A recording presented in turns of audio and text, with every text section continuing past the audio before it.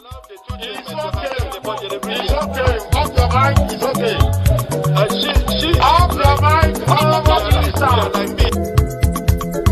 Chai! Now wow, people wey suppose talk truth to power don't off mic. And if we talk, now 500,000 they go summer us, call them hate speech. But fear not, Maiyegun don't come. Ingo torchlight every corner, nooks and cranny of all these bad people where they spoil our country.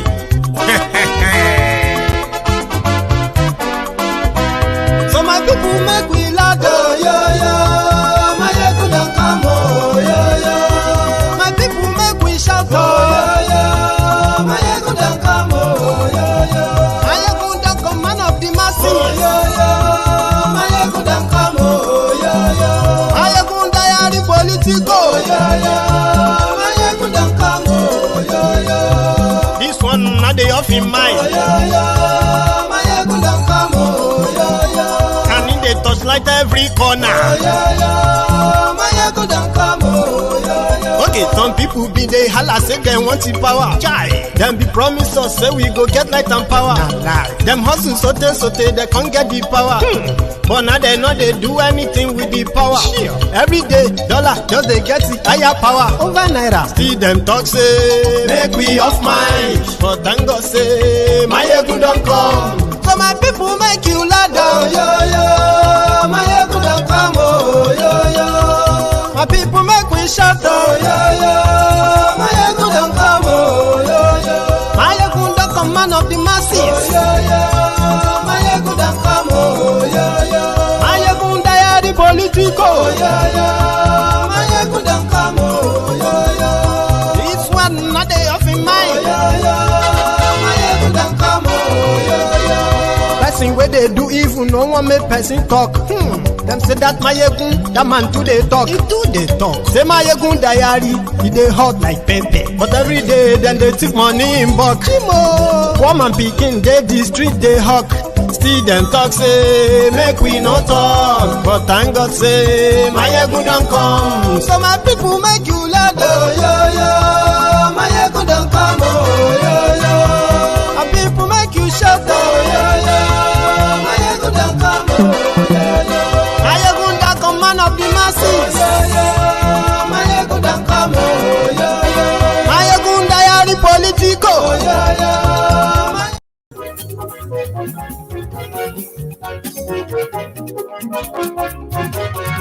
Hello there.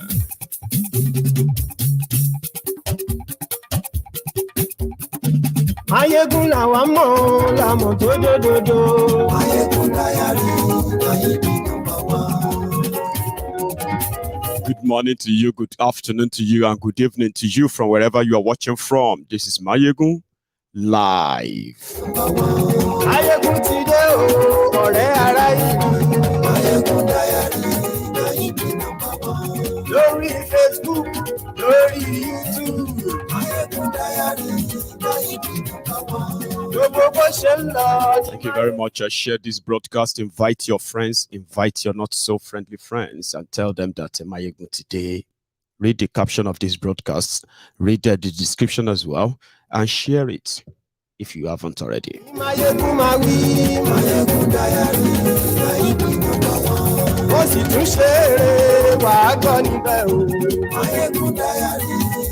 The bandits or the terrorists are back with full force. Godfatherism, Maiyegun diary.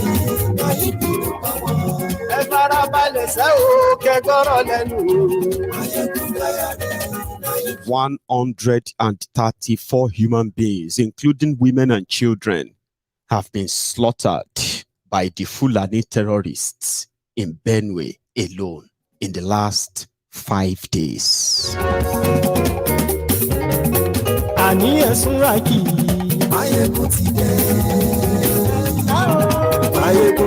In Kaduna, just a few days ago, 10 school children were kidnapped by the Fulani terrorists.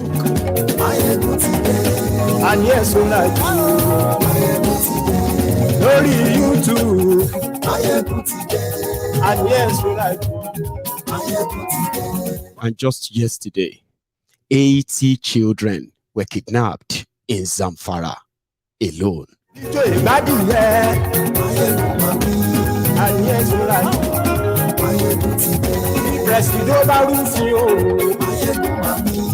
And yes, we like. Today, 38 people, including children and women, were slaughtered at the IDP camp in a school where those who survived the Fulani terrorism in Benue State in the past have become refugees in their own states.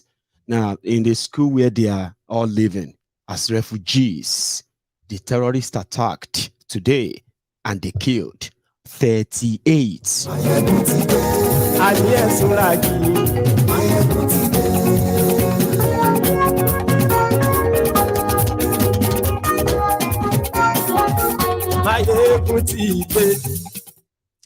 Thank you. Good morning to you once again. Good afternoon to you and good evening to you from wherever you are watching from. This is Maiyegun, your Maiyegun, your GO of the Temple of Truth. Good evening. Now, we might have been so carried away, or should I say, the top news in Nigeria is about propaganda on how to demarket Obi and at the same time to gaslight the young people, all about the 2023 charade. But while that's going on, what brought about the division in Nigeria, the terrorism brought about by APC, Egbekegbe, that somehow just subsided a little bit, kind of a calmer during the election campaign as well as the election proper, is back. Very, very back. And I think before you be the next victim, before you be the next person they are going to probably take, it is ideal to call your attention to some certain things that are still in front of you. Fight for your stolen mandate. So the return certificate of return should be returned. Face that. But there are more. In fact, maybe there should be more reason why to fight and fight to the last. Okay. Depends on what you call fight. Do you know that from next month, May 2023, the government of Boko, they are going to remove subsidy on your petrol? Do you know that? And do you also know that once that is done, you can wake up anytime in May and a liter of petrol will be over 500 naira per liter, the cheapest. Do you know that? You don't? Okay. Do you know that your government, the government of Boko, they have approached World Bank to take a loan of $800 million. They took that loan specifically to cushion the effects of removal of subsidy next month. So they believe that with $800 million shared to 50 million Nigerians, the rest of you will be fine. That's the deal. They have already taken the loan as you are watching this video. Okay? So you should be on the lookout in case if you are one of the 50 million that will receive part of that $800 million loan. But what that simply means is that you would have to pay this for the next 60, 70 years. Also, do you know that it's just 45 days to go for this man to release your Nigeria here in the cap of this guy who is also Bokwari's special advisor on Twitter and then Instagram matter to Luogulesi.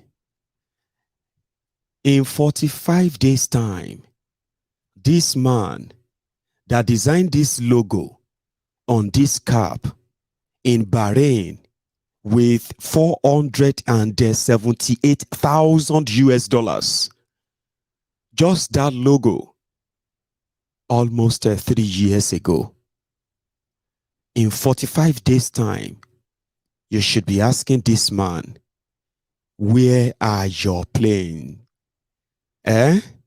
Or where are the $21 billion spent on Nigeria Air?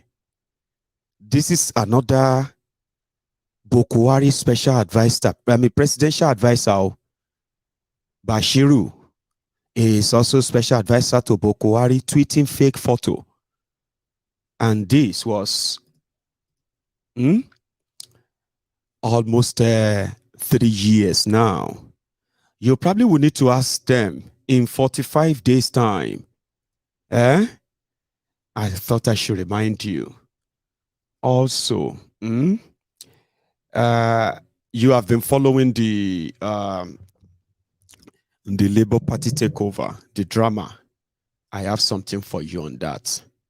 You see the guy on the right, is supposed to be a Labour Party secretary or chairman in Ogun State, Arabambi. So in these 2023 elections, right, when Dapo gave them enough money, they publicly endorsed him for second term, even when Peter Obi is their presidential candidate. Now, these same guys are those who have instituted a case, right, that is about to remove the leadership of a Labour Party and then truncate Obi's case as it is currently ongoing. I will take you to that part today. Actor Yemi Sholade. Abi, you know him? The man went on Instagram yesterday or thereabouts, and he said, to survive in Nigeria, you must belong to a cult with squeezed face, and he said depression is real. He's an actor, and we wish him well too. All of this that I'm sharing with you, they are just side news. Now you're supposed to speak the one that somehow will catch your interests. But you know, in Benue, no matter what you are going through right now, just have it, have it at the front of your mind. Don't put it at the back of your mind this time. That children and women are being slaughtered again across the middle belt part of Nigeria, straight down to the heart of the caliphate. Fulani and Hausas, they started their own fights. In Sokoto today, one community there, a Fulani man fighting an Hausa man, stabbed an Hausa man, he is bleeding, he's not dead. They decided to stab him back as well. They said he has Odeishi. Odeishi bawo, he must carry wound, he must carry wound. That's how they cut off his head though. When they cut off this Fulani man's head, the community should face me, I face you now. Before you know it, the body don't full both sides.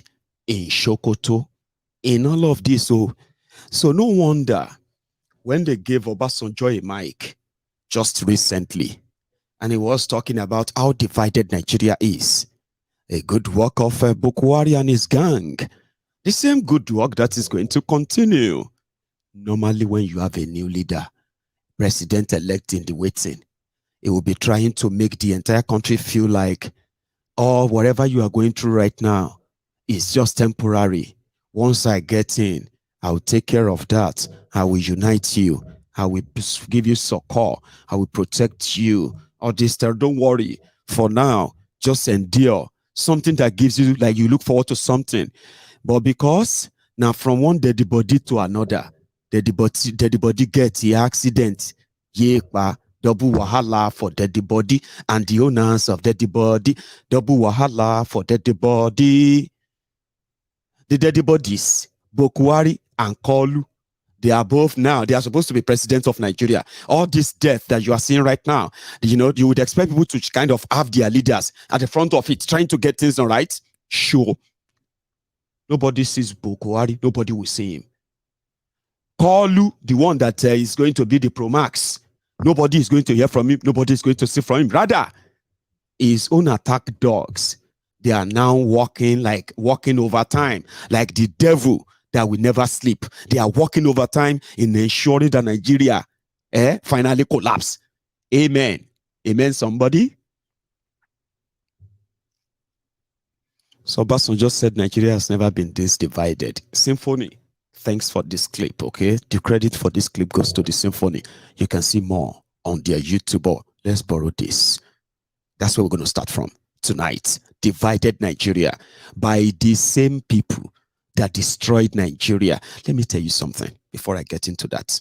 Hypocrisy is one of the reasons why a lot of you, right, would never understand the Nigerians generally.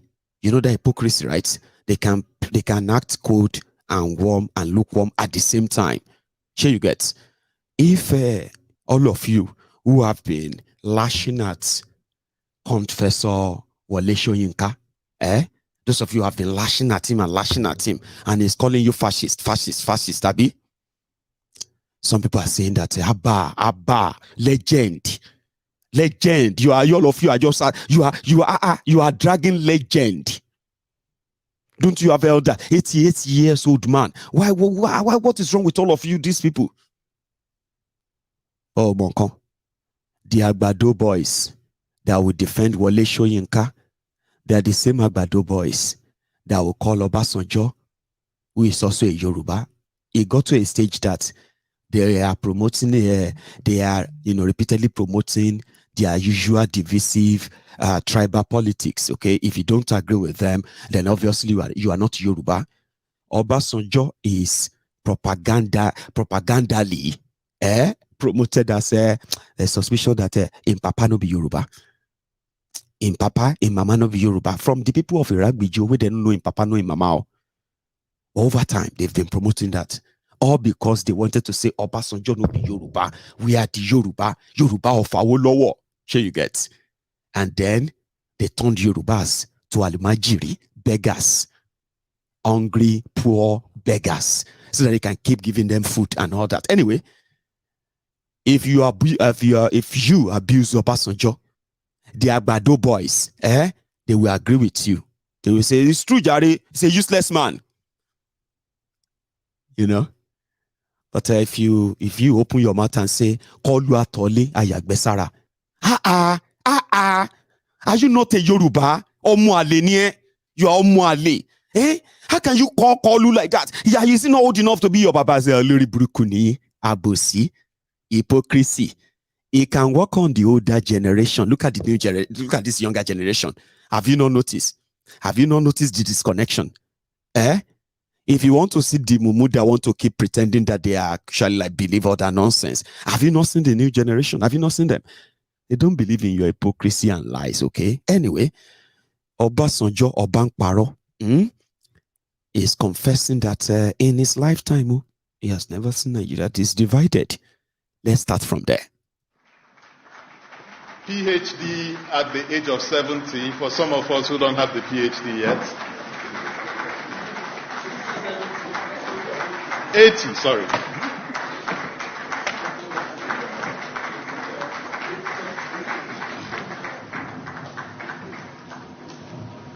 Please be seated.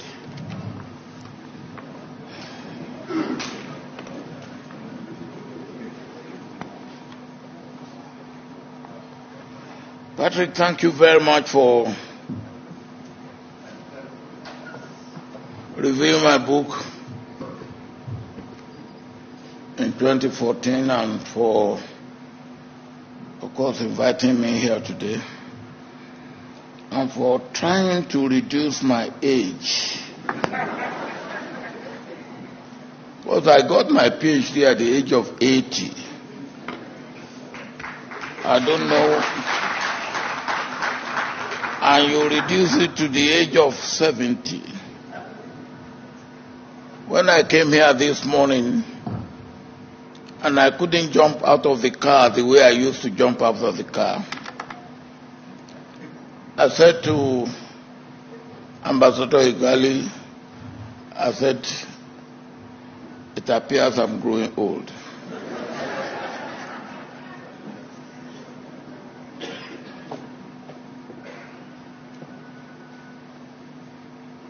Distinguished ladies and gentlemen,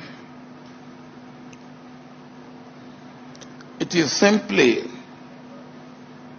a significant duty for me to be here in order to be able to fulfill my commitment to a sacred intergenerational responsibility. Between me and Tunji, sit down, because I don't want trouble with your weight. There is an entire generational span which significance can be properly understood in terms of the value that mentorship can add to the understanding of how the public service can serve as the backbone of the emergence of a developmental state in Nigeria. Tunji has been courageously forging ahead as an expert insider bureaucrat through the trenches of sustained administrative reforms of the Nigerian state since 1988, and most especially between 1999 and 2007, is the admixture of precise diagnosis of Nigeria's administrative predicament and the meticulous analysis of what needs to be done. I am particularly attentive to the productivity paradigm that underlies the imperative of performance management. The workforce need to become efficient. And lastly, no one can miss the abundant and patriotic optimism that flows from the entire memoir. Faith in the omnipotent power of God and hope that Nigeria can indeed be transformed. Let me digress a little bit here. Part of transformation that the chairman of this occasion didn't mention was what he and I undertook to transform the militants in the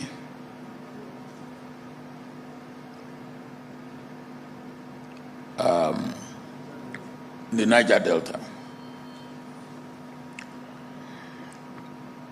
And it caused me some anxiety, because I will send him to the boys, I call them naughty boys, in the creeks, and I will expect him to be back at 3 or 4 o'clock. He will not be back, and I will not hear from him. Then he will probably be back at 8 p.m. or even sometime the following day. And I will say what happened. that he was arrested and he was told to go to Obasanjo and bring money. And he would say Obasanjo has no money. And then they would say you will be being here until Obasanjo can send us money. And Obasanjo will not send money. And after they have abused him, at times even beat him up, then they will go back, they will say go back to Obasanjo and tell him that he should send us money. Of course, we started the process of reforming them, and to some extent, we even achieved some success. Let me come back to Tunjolakwa. Let me suggest 3 ideas that I think can enrich the direction of the conversation here today.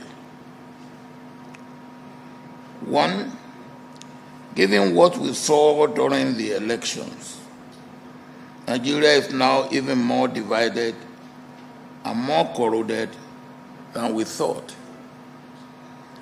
This places a deep onus on any administration following the current one to urgently facilitate the process of national moral rearmament and national reconciliation, that the potential to enhance healing for aggrieved and bereaved persons across Nigeria and to assuage the youth. This must be done in sync with the imperative of national value reorientation that Nigeria requires to build a collective sense of enduring and noble values and national belonging. 2, governance in Nigeria now calls for thinking outside the box in terms of development financing. This has become inevitable in the face of Nigeria's dwindling fortune in oil revenue, Nigeria's huge foreign indebtedness, and the urgency of diversifying Nigeria's monocultural economy. We cannot be spending like drunken sailors on frivolities and corruption and expect development and growth. Such situation. Yada, yada, yada, yada, yada, yada. So that's him trying to advise whoever is going to come after Bukwari to do something to assuage and appease the youth, build a national reorientation, cohesion, and rehabilitation. Here you get all those fancy words, okay? Trying to make it look like, because if a revolution starts in Nigeria, a real one, no be we no go agree kind of real revolution. The first losers will be the likes of Obasanjo and everything they've taken from Nigeria. Their friends, their family, their business associates, local and international, they are the first losers. Because around that time, it's going to be a free fall. Here you get a free for all. So their likes, in a way, they will be walking behind the scene as well, okay, to find an alternative way to avoid any wahala. And that's why now they're like saying, okay, you should do this for the youth. Come on. It seems that not all of them actually understands where this is going to end, in my own opinion. Because supposedly the president-elect called Lutif Numbu that should possibly be doing something, even APC, still in power, to be doing something that will seem different to what people actually saw and rejected them for, and they kill people for. Well, it's like they are doubling down. They don't give a damn. People are being slaughtered on a daily basis. People are being kidnapped on a daily basis. This is now more or less like a total jungle. That's what Nigeria is.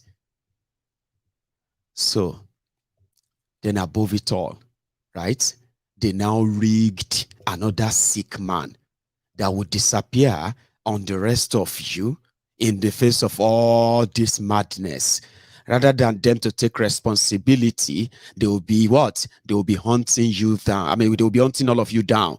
Those of you who are the citizens, whoever speaks up. But let me give you a promise. If all of their plan finally works, and they push Kolu to become your president next month, okay? The first set of people that will receive Kolu's media and government attack, they will be Bokwari's government. You can take that to the bank. Because it will just be like a switch of a hand clock. When they will begin to say, Bokwari failed in fighting terrorism. Now, do you want Tifnumbu to come and fight it overnight, Abi? Have you seen the escalation now? It is escalating. But guess what? Even the person still in charge is nowhere to be found. And he just told, we said, I gave them the order to track down all the killers. They killed people in their villages. Those who survived, they ended up in refugee camps. They are not provided security. As much as they have been abandoned, the government of Nigeria, of Bokwari, they continue to budget money. Or should I say, they continue to come to the public and say, we are spending so amount of money on refugees, on this. But these people are living in schools. They are living in abandoned buildings, abandoned houses. That's where they are staying, with women and children, while others are just cashing out in their names. Now, terrorists have to walk down there easily, and they said it was complete bloodbath. What kind of heartlessness, what kind of cold-heartedness will make you have to do that to people so vulnerable, running away from you in a space that they considered safe? And just like that, 38 of them dead. 154 of them sustained different injuries, including machete injuries, which means these people are just there exposed on their own. Do you remember when I said that a lot of you, one of the damages that Nigeria sort of have done, or APC have done to the psyche of an average Nigerian, okay, is the destruction of the empathy feeling, the humanity in a lot of people. When people hear about, like in 2014, 2015, yeah, every time we hear stories like, oh, bomb blast killed 23, it would just be like the whole country is like mourning. Do you get that? Everybody will be talking about, man, is Nigeria turning to Afghanistan? So by 2014, the terrorists, with the help of the Nigerian military, the northern politicians, including the current vice president-elect, Kashim Shettima, they pulled the biggest kidnapping scheme that even the whole world have to respond. They pulled that off, and they pulled down the government of that time. Do you remember that anyway? And people were so alarmed. How is that even possible? How could they even move 280? Man, they will need, some people were doing maths. They are doing mathematics. You are going to need 200 18-seater buses. You are going to need 100. Calm down. This is a coordinated, sponsored kidnapping. They will use the lives of children to play politics, political power. So they move these children, house them in different politicians' houses in Borno. Then after that, they move them again.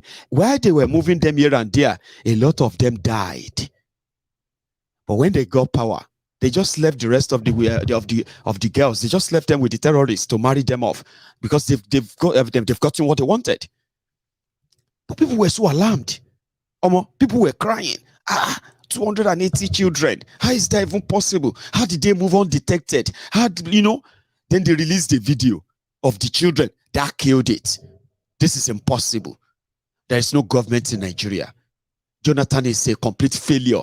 He was the most hated man alive. His wife, people who entered him, they entered his wife. They carried Jonathan's casket. They carried Jonathan's casket in Nigeria.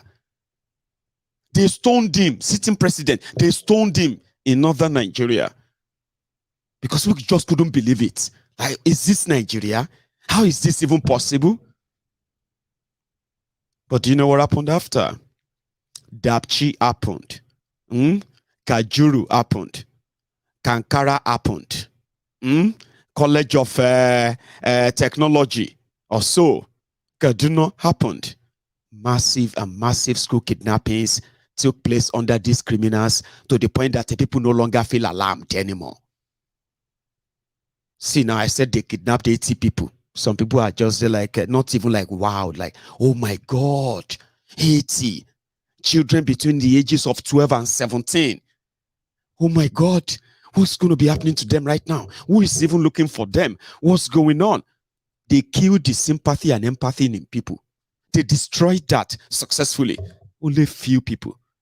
To the point that even when people begin to show empathy, some will begin to feel like maybe they are faking it. Granny, see, you don't need to worry yourself this much, Jare. It's not today. It's not today. Not today. It's not a family business, Jare. Human beings under this criminal APC. Then to finish everybody finally, right? To show to you that they have legalized terrorism. They started celebrating the graduation of repentant terrorists. And people were like, yes, it's the United Nations law on war criminal. War, what do they call them? Prisoner of war. It's a prisoner of war. So once you're a prisoner of war, it's a United Nations. This APCO to pardon terrorists. And here we are. We are back to it again. 80 people kidnapped. 134 people killed. And if you have heard that the Nigeria economy tumbled and collapsed completely, it is because of this terrorist and terrorism. Farmers have been beheaded, slaughtered in their thousands. Farms and all of that. People have been, you know what I mean? Like communities, towns and villages in their thousands are being controlled by these terrorists who are no longer part of Nigeria. There are many ungoverned places in northern Nigeria today that you can even imagine. But the person who is the president of Nigeria, supposedly, who is also a Fulani Muslim from the same Katsina, northern Nigeria, right? Doesn't give a damn. So another half-dead man is coming on, and they're going to tell you, did terrorism start on there from him? Is it Ifnumu that started terrorism?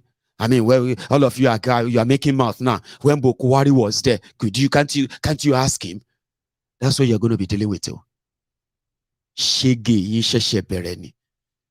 But again, I will continue to wish you what you wish yourself. So, bless this guy. On in our community, Ikobi community and a host of other community have been raised as a result of this. Pregnant women, adult, young and old, people are butchered in their various homes. People have been displaced from their ancestral homes. And there is no way that you can come to understand of this. We need peace. We want normalcy to be returned to our various homes. People have been displaced. It is not by shooting or gun or soldiers or maybe trying to kill people that will return peace. What we need is peace. We need drastic government intervention more than this. There is no road to any Ikobi community. Other Ugobi and other places, the king have been killed as a result of this, and the soldiers are shooting gun on the youth.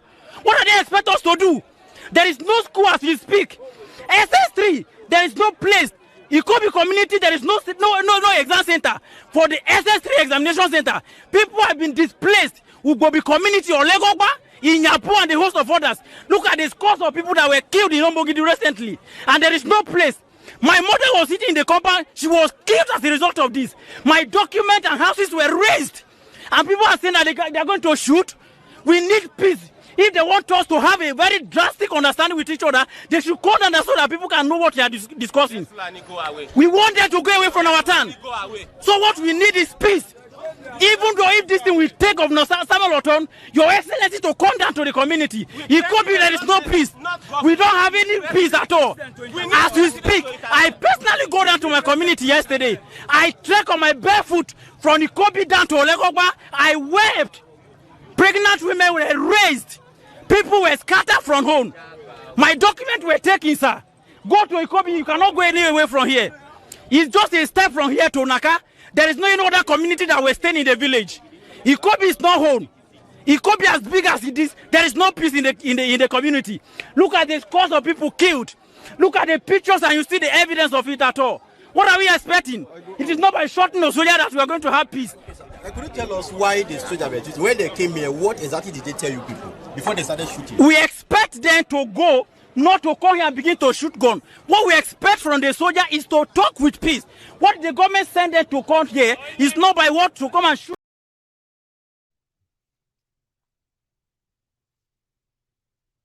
That is what life is for millions of people scattered in thousands of communities all over the middle belt part of Nigeria and some part of, and then call northern part of Nigeria too.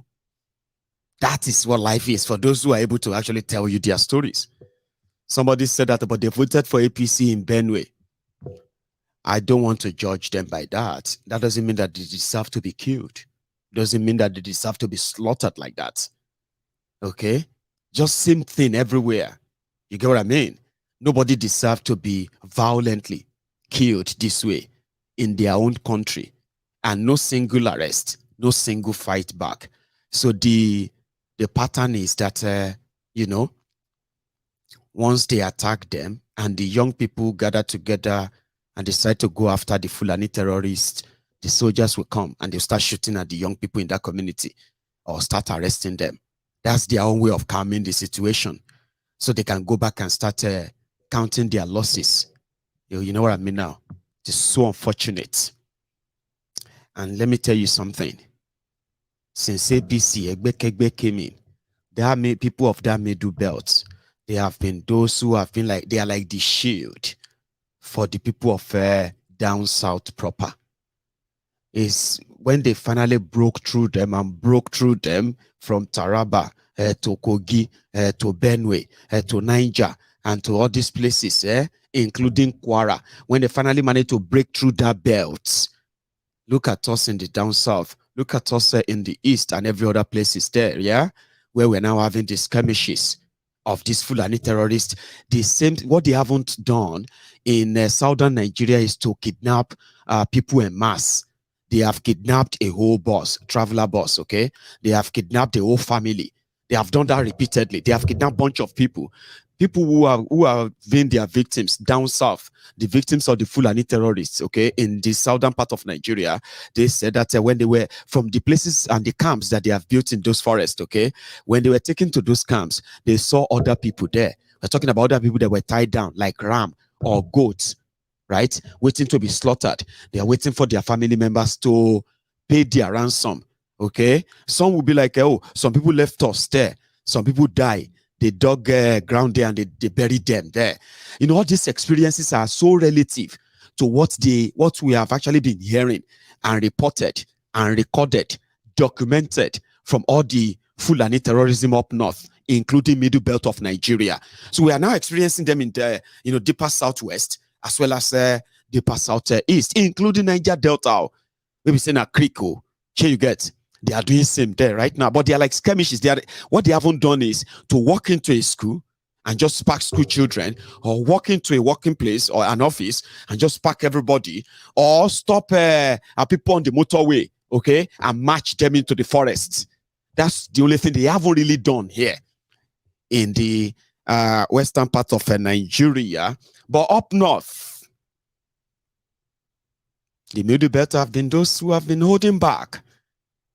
bodies and graveyard after graveyard, graveyards after graveyard, mass graves scattered everywhere across the middle belt part of Nigeria. So when the people stand up to fight back, okay, then the military will show up.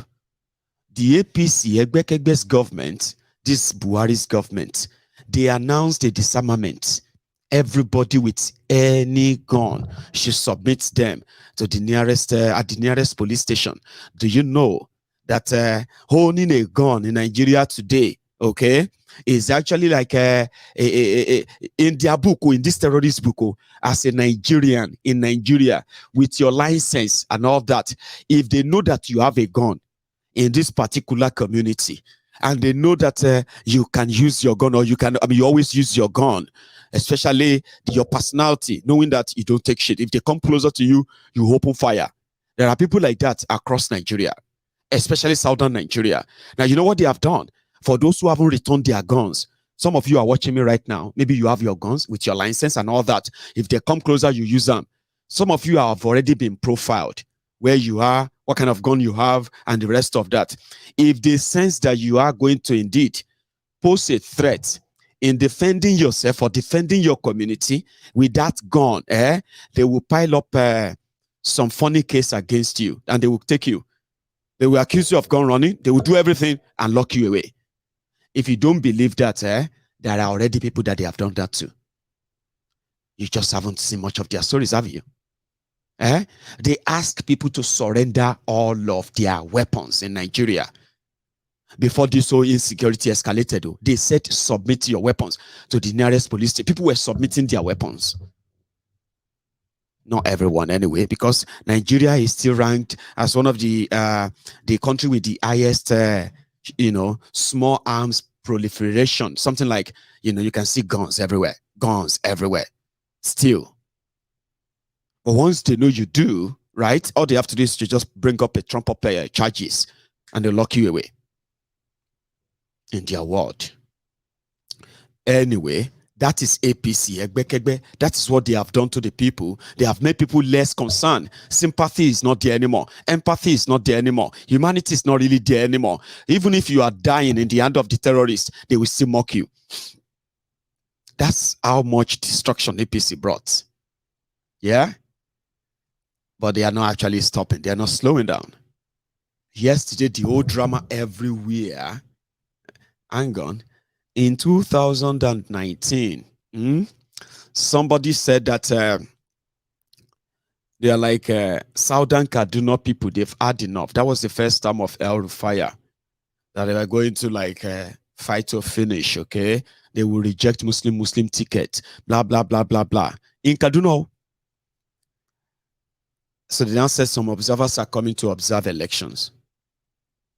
I'm saying this now because I am just moving on to the part of being called fascist again. How dangerous and dishonest Wole Soyinka is. These are his friends, unfortunately. Okay? Baba Soyinka that once told people that if Nigeria continued the way Nigeria was going under Abacha, he foresaw armed struggle in Nigeria, which came to pass. Also, even before then, Baba was so rugged when he was younger that when an election was conducted at the Western region then, and the premier, SL Akintola, was considered to have rigged himself back again.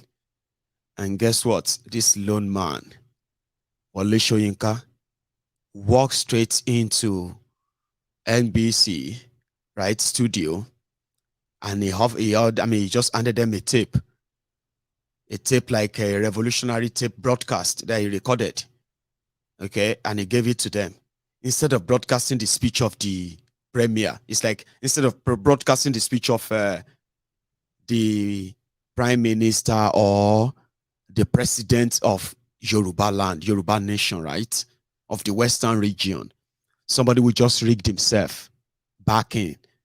This is part of what actually led to the words here and the rest of those who, you know what I mean? So, said that not led to it. Aftermath, I would say. It was 1965, I believe. So he was so pissed as a young man. He was so angry, so mad, right? That he pulled a gun on the head of a, operator in what was supposed to be like a regional radio house. He pulled a gun and he said, remove that tape and play this one. So the entire region, they were waiting for the broadcast of the re-elected premier, only for them to be hearing the jingles of Wole Soyinka. He pulled that and he walked out and they never saw him again. So it was through the description of the engineer who took that tape under the gun, you know what I mean, that described him and eventually led to his, to him being declared wanted and all that anyway. But Baba is now talking about young people who are rejecting the status quo in Nigeria, who are rejecting the old order. Okay? Baba Soyinka is now talking to those who have not put any gun on anybody. They have not held anybody's cloth. They have not fought anybody physically. They haven't attacked anybody. And they haven't even threatened anybody. Sure you get. And Baba said that they are becoming fascist. Fascist. Now, the people that have the capacity to plan to go and take over the political party of others, right? Maybe they are not fascists. But you see this El Rufai in 2019, because of the people of Kaduna fighting back, and he wanted this re-election, damn the Muslim Christian ticket and once and for all. Yeah. He said, if any observer come to Kaduna to come and poke nose anyhow, they will leave Nigeria in body bags. These are the people that will sit on the same table with Wole Soyinka talking about nation building, progressive this and that. And some people actually want you to keep clapping. I think that's what they are missing with this generation. Okay? That disconnection is what they are missing. Interference, where countries intervene militarily. We've done that in Sierra Leone, in Liberia, but we only did so because we had the international community actually appealing to Nigeria to go in and restore order in that place. And it cost us a lot of money and lives, and we never got anything for it. We did it out of good neighborliness. Okay, those that are calling for anyone to come and intervene in Nigeria, we are waiting for the person that will come and intervene. They will go back in body bags. Okay. Because nobody will come to Nigeria and tell us how to run our country. We've got that independence, and we are trying to run our country as decently as possible. And we know the history of those countries that are trying to teach us these things. We have read their history. We also know at the all stages of development, they went through these challenges. So please, let's work together. Let's advise one another, but don't lecture us. All right? We have callers already on the line. The harmful interference. Will go back in body bags because nobody teach them or tell them how to run their democracy or how to do their thing and all of that stuff. That's the El Rufai. So, replying, Confessor Wole Soyinka, this person. You know, there's something about the universe that's absolutely exciting and interesting. The first time we really had a debate on this, it was with you on air. I remember I used the word that the Obedients are not unruly. They may be fierce, but not rude. And interestingly, we're back on it. Beautifully, let me say, that if in this contestation, the entire political process, if there is any movement that has been very civil, it's the Obidient movement. And I'll tell you why. We have not deployed ethnicity or religion in our debate and contestation. Those who tend to, or who are struggling effusively to brand us as unruly, are the ones who have threatened a particular ethnicity. They are the ones who do ethnic profiling. They are the ones who have divided and polarized our country. We are absolutely civil. And I'll tell you, when I saw that interview by my boy and mentor, and I say this with all sense of respect, I tell people that I may disagree with you on certain score, but it doesn't change what I feel about you. I listened to that interview by the great Nobel laureate, Professor Wole Soyinka, and I wept for 3 reasons, and I'm going to put it out before Nigerians. My boy and mentor left issues about ethnic profiling, the killing of people and voter suppression in Lagos, and dwelt chiefly on Dati's comment about those who are interested in swearing a man whose mandate perhaps and the declaration of his election, his victory, does not tally with the provisions of our law as a problem. I felt very deeply offended. Then the second one, instead of talking about how those who were declared winners have not stopped the ethnic profiling, he called Dati and his statements a fascist. I felt very strange about it. Then I asked, is the man dead? Because he wrote a book long time ago, The Man Died in Him, Who Keeps Quiet in Times of Moral Crisis. I asked that question, and I'm asking that question again with all sense of humility. Let me tell you, in 2014, 2015, I was the DG Change Ambassadors of Nigeria, one of the campaign arms of President Muhammadu Buhari.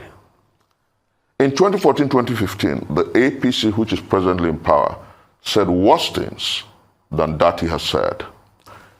Indeed, Maiyegun, my very senior colleague and the substantive Vice President of the Federal Republic of Nigeria today, said that the APC was going to form a parallel government if the PDP were to be declared winners. Some others went as far as saying that it clearly not like that democracy will die should the PDP be declared winners. And I wonder why we have all forgotten all that.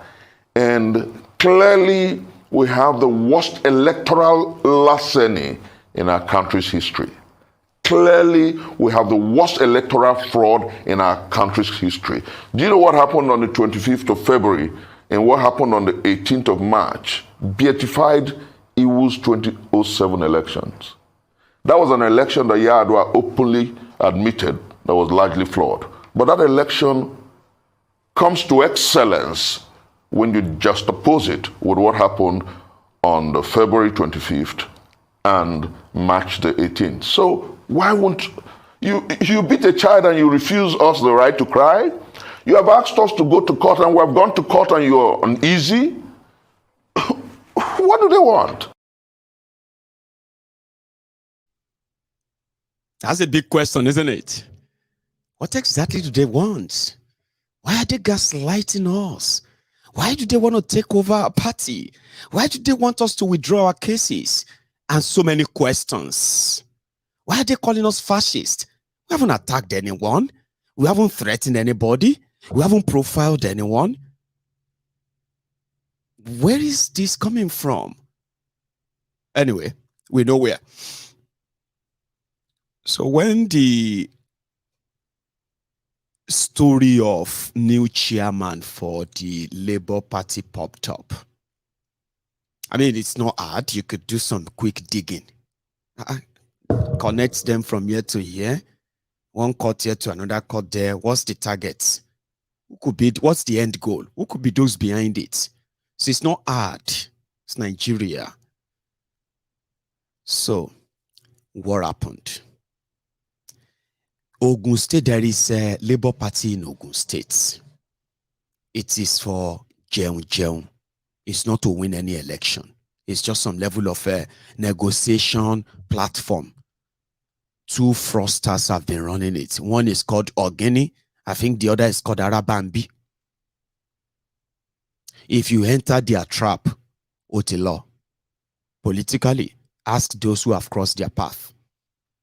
They are so good in the game that they have judges, they have lawyers, they have people. They can go to Abakaliki to go and get a court injunction for a case that they want to remove a chairman of somebody in Ekiti. And they will get it. They will get it to the point that they will get it from appeal court. They will get it from the Supreme Court. Depends on what is the end goal. But ladies and gentlemen, I want you to use this chance to at least kind of see them talk about what happened between them. Okay? And then as fanciful as convincing this might sound to you, there is more you would need to know. Okay? There is no, what do you call it? I mean, there is no dancer without the drummer. So if you see a dancer and you can't see the drummer, yeah, the drummer might be somewhere very close. Okay? Arabambi or Guinea, I think. Right. They took the Labour Party leadership. They took it to court for forgery. According to them, during the INEC submission registration of candidates, the moment Obi joined Labour Party, there are odds of other people who also joined. So when they were joining Labour Party, they were joining to contest and run for office. So it was now the opportunity for the likes of Ogini and other state excos of Labour Party across Nigeria who have been waiting for them to chop. Unfortunately, now from Abuja they declared the name of those who are going to contest for any election under Labour Party. So remember, everybody is cutting his own deal here and there. Okay? That didn't go down well with a lot of them. In fact, that made them feel like those ones who are in Abuja National Exco of Labour Party working with Obi must have given them some certain money, huge money, for them to give him that leverage. So what did they do? They took one of the states where their Labour Party chairman, Julius Abure, where he gave somebody waiver to contest for governor. Now, they now took that to court because they said they already have a governorship candidate. But the Abuja Exco, they override them. So they now took them to court. Listen to this. So when they took the case to court, the court now said Abure should put the original name as the governorship candidate. Abure appealed the judgment. Election is still ongoing. The candidate is campaigning. So according to this guy, when they got to appeal court, they lost. Just one single governorship candidate issue. Wait for it. So they went to Supreme Court. When they got to Supreme Court, Abure national leadership, they lost again. What were they asking them to do? Internal crisis. So they're asking them to replace the name of the person Abure put and gave to INEC as candidate of Labour Party for governorship this. Replace the name with this name. This is the name that must be the candidate. That's internal, Abi.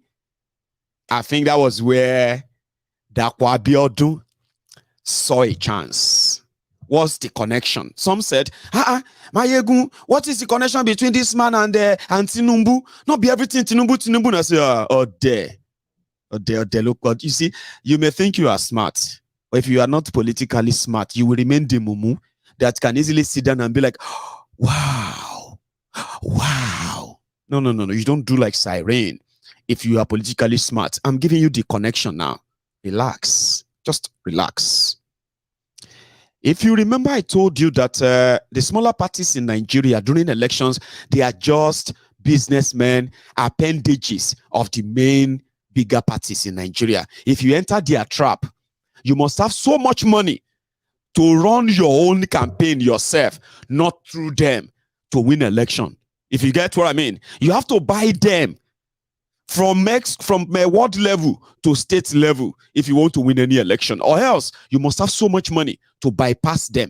Give them some money, bypass them, and run your things on your own, or else you are done for. Last minute, they will just take everything to the person they have been keeping it for, the incumbent or the highest payer in another party. Why they were in court challenging their national leadership, of imposing a candidate on them, they were in bed with the Ogun State APC governor. Okay? In fact, because he paid well, remember, our Labour Party has governorship candidate in Ogun State. That guy on the right is the Ogini I mean, so it's the Arabambi, okay? They have governorship candidate too, but 9 minutes when this guy finally paid the balance, they had to publicly come out and say, we are now endorsing him. They know the many. Labour Party, if you go to Ogun State right now, you only see maybe about 4 executives out of 17 legally supposed party escorts, okay? About 17. But if you go to Ogun State now, they can bring anybody together if they want to buy, if they want to collect money from you. They will bring escort, but this is the guy running it. It's just a transit, sort of a fraudulent scheme, So they had to come out and endorse the current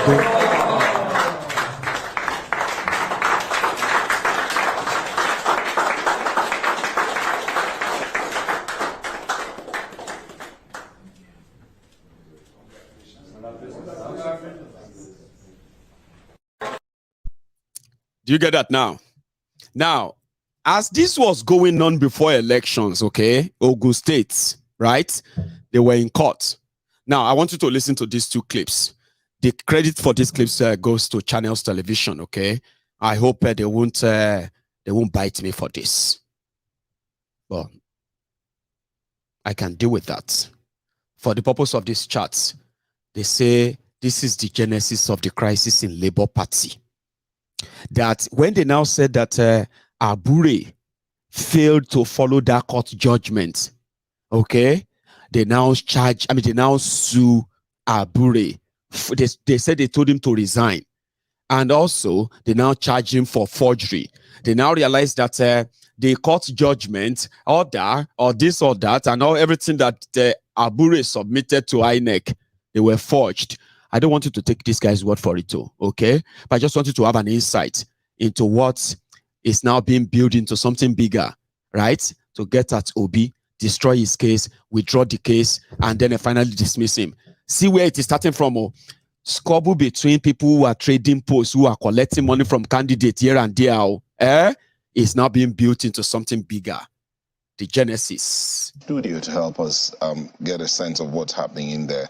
Dr. Yunusa Tanko is the chief spokesperson of the Labour Party Presidential Campaign Council. Thank you for joining us. Thank you very much for having me. Good morning, Nigerians. Also here is Dr. Abayomi Arabambi, National Publicity Secretary of the Labour Party. Thank you for joining us. Yeah, good morning, sir. Good morning, ma. Good morning, Nigerians. Let's start with you, the National Publicity Secretary. What's going on in your house? Well, thank you very much, and good morning, Nigeria, once again. What is going on in Labour Party is purely, our party affairs. And this issue started last year in the build-up to the primaries of our political parties. Some candidates that did their primary governorship in Enugu by the name Ezeoko emerged as the winner of governorship primary in Ebonyi State. Why one Murphy Imase also emerged as our House of Representative candidate. But suddenly their name were published by INEC, and by the time INEC will release the second batch of the list of candidates that will contest election, their name has been removed. A meeting was called by the NWC. We demanded from the chairman what transpired between now and then, who gave the authority for this name to be substituted, because they are not dead, and the people are here. They said they were not the one, that wrote letter of withdrawal and the affidavit. It dismisses this, this issue, with a wave of hand, and that crisis now started, between us.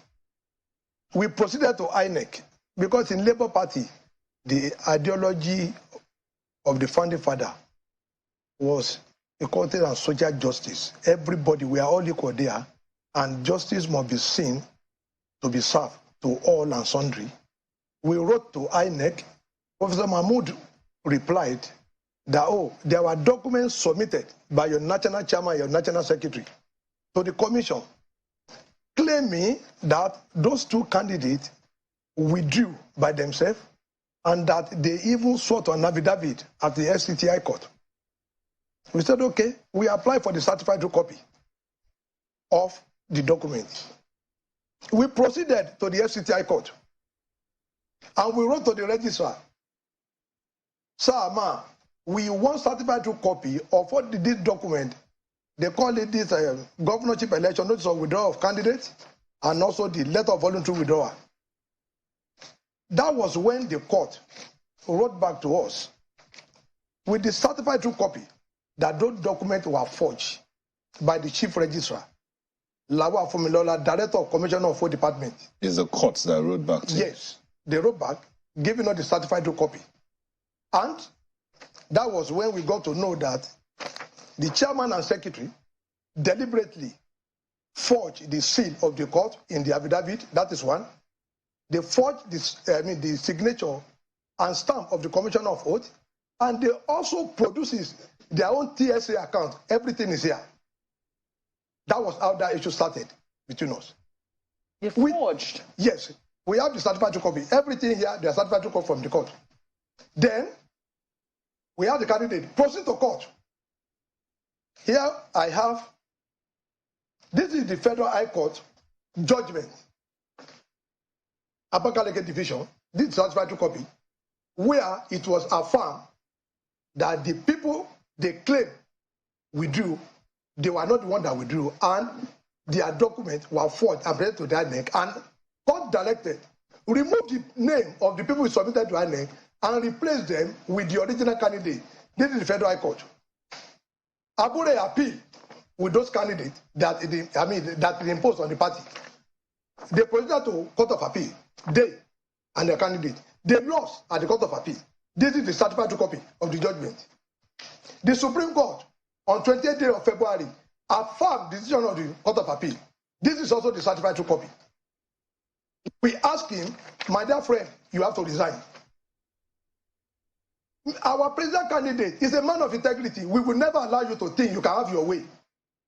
To hide yourself under this manifest fraud and to think you will be deceiving Nigerians, that you can lead Nigeria to a promised land.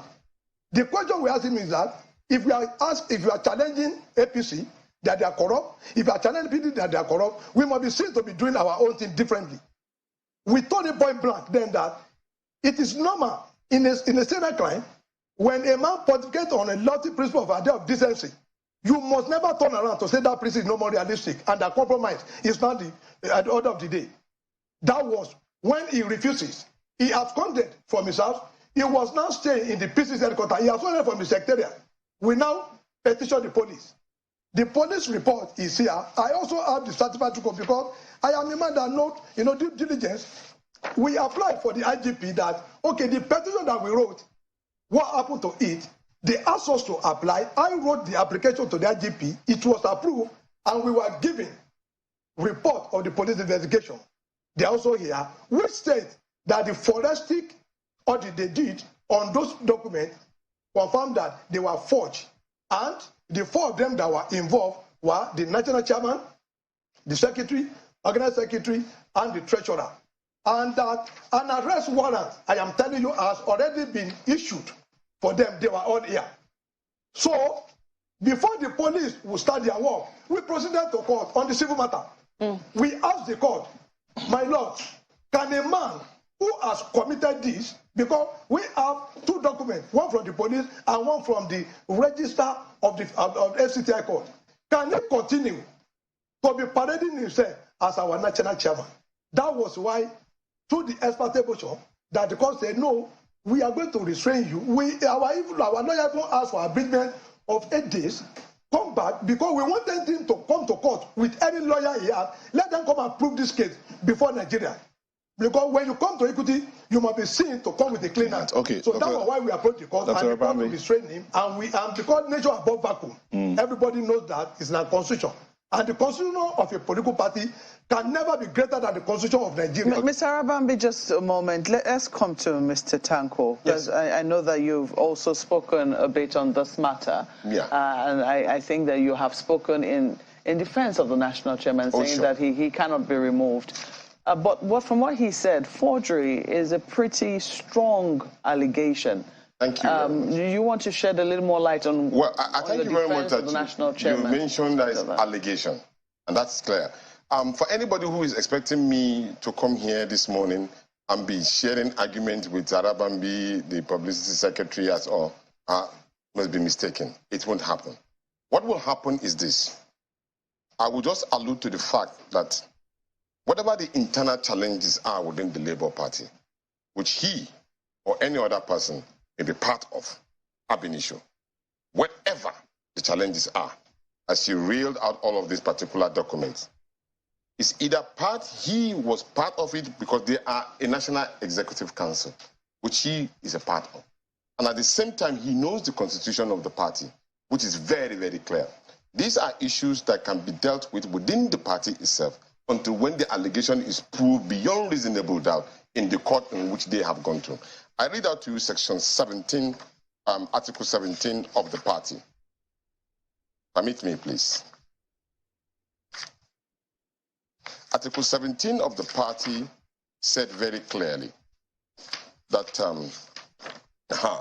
he said, Article 1, he said the national chairman of the party may be suspended or removed from office on the vote of no confidence passed by at least 2/3 majority of the National Convention convened solely for the consideration only of such motion.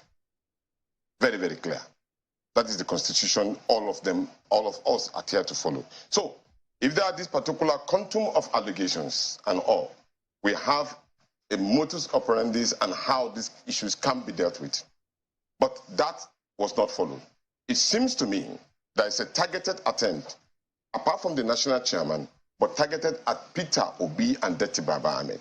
Because these internal struggles could have been nipped on the bud right in the party, while we are at the midst of struggling for the soul of Nigeria, led by Peter Obi. We are now being meandered and manipulated within the party in order to challenge the leadership of the party, who is at the presence of this particular studio to help us.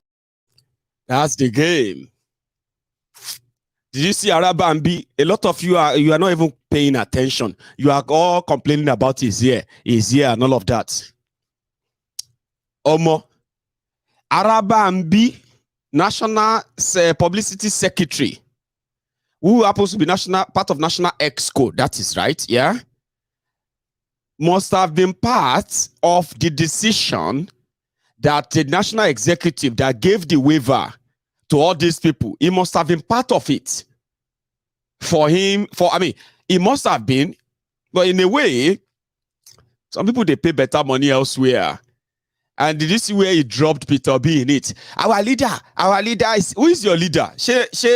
Who is now this one? If Peter B is your leader, well, who is this?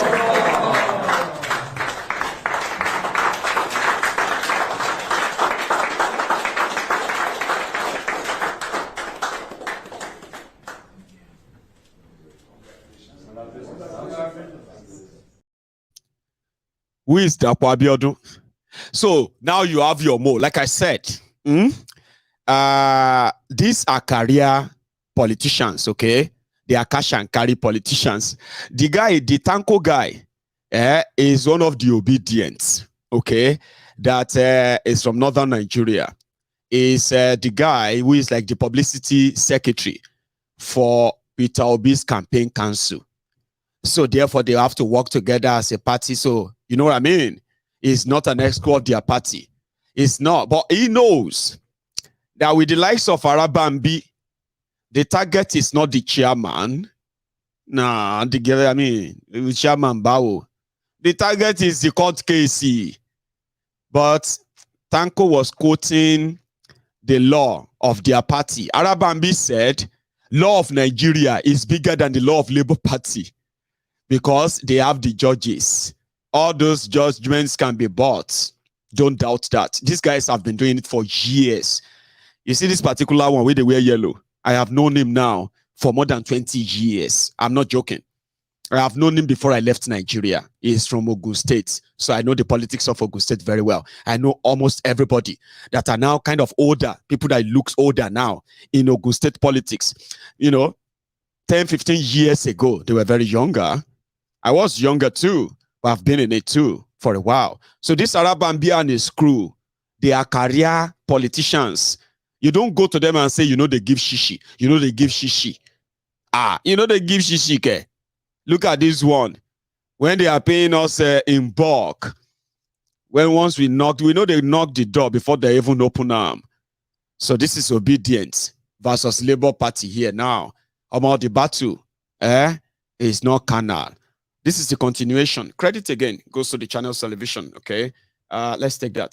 Struggle, and then we are leaving credence to some other thing. I am not alluding to the fact that they have a document that they want to prove beyond reasonable doubt. Prove it at the party. We will deal with our chairman. We have the capacity to deal with the chairman if he's found one. Mr. Tanko, thank God you mentioned that they have documents as proof.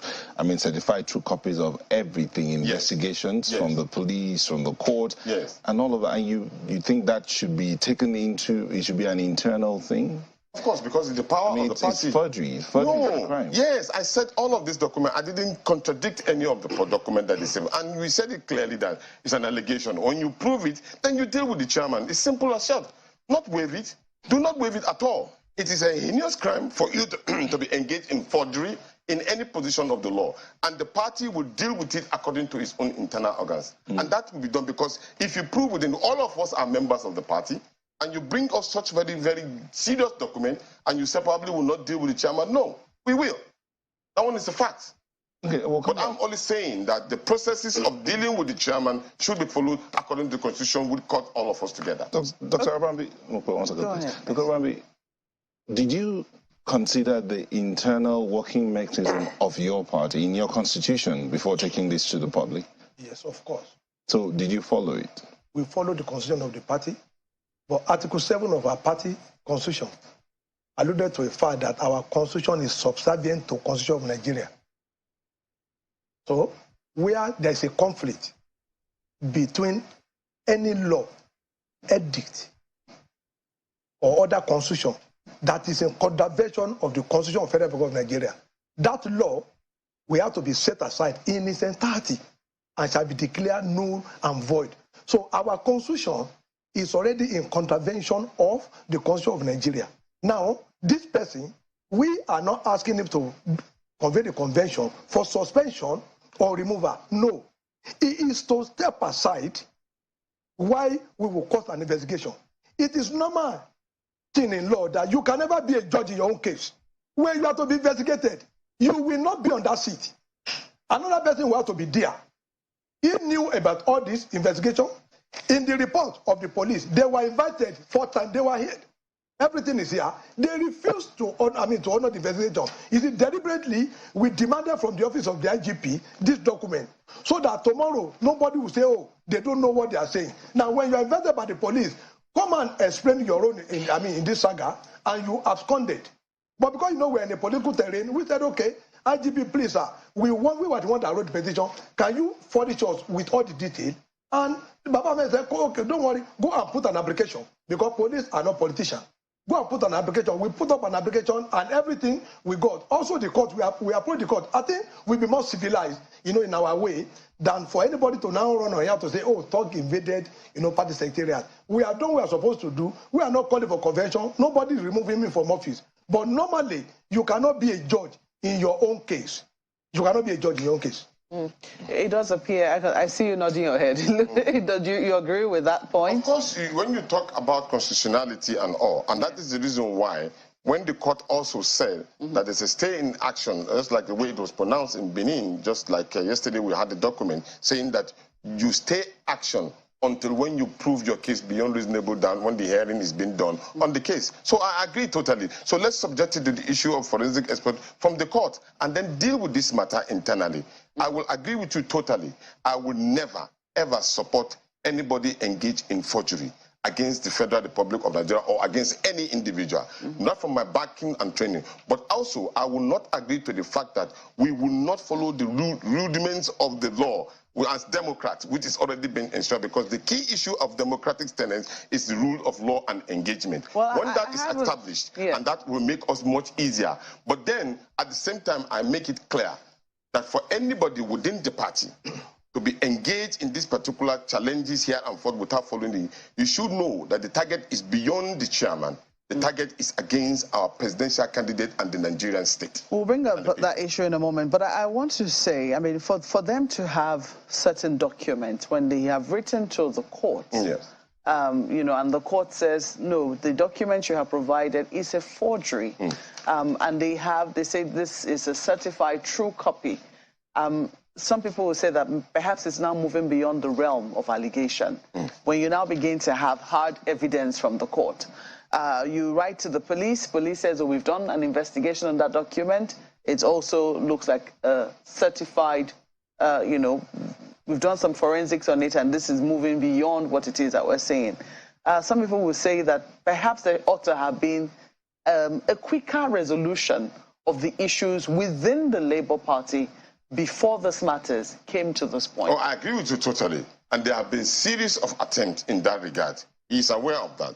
There's been a lot of, in fact, I have confirmed video where both him and some other persons were saying that, okay, we know this thing is targeted towards our principal and all of those ones will bury our sword and deal with the matter internally and all. I have those videos. And that's to confirm that such attempts were being made within the party.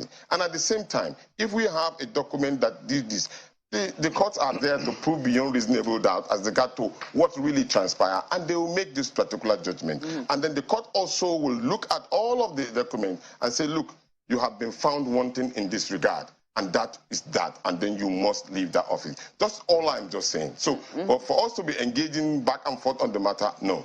Mr. Arabambi, I'd like to also, you know, come to you in terms of where your party currently is at. It's in a rather precarious position, and some people will say that, well, yes, you might have a case against the national chairman, but this might not be the most auspicious time to be pursuing this particular matter in the manner that you are pursuing it, especially looking at what has just happened post the 2023 elections and the stand that your party is taking on the 2023 elections. Don't you think that the manner in which you're going about this could affect the credibility of your party as it seeks to, you know, make a case in court against what has happened in the 2023 elections? No, it's not going to affect the credibility. Rather, it's going to, you know, allude to the fact that we are even more a credible political party than the one we have.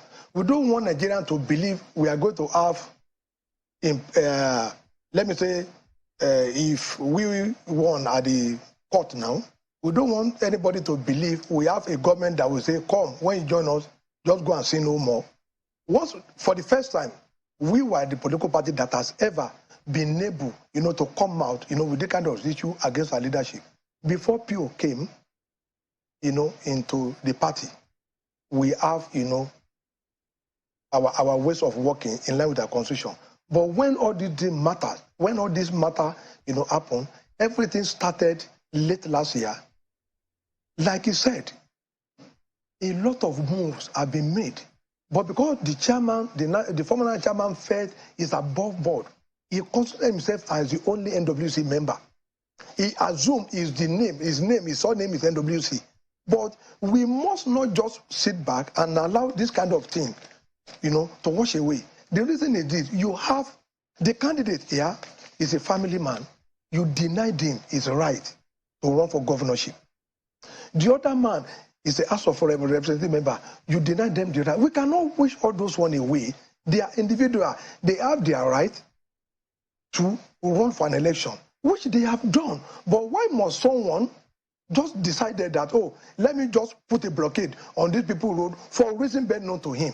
We have discussed with the chairman. We have met, you know, several times, but he will tell you that there's nothing anybody can do. We say, okay, whether we can do something or not, you will know. That's why we approach the court. I think we've been civil to approach FCTI court that in the light of all this, by Lord, even the document of the court that was forged was from the FCT.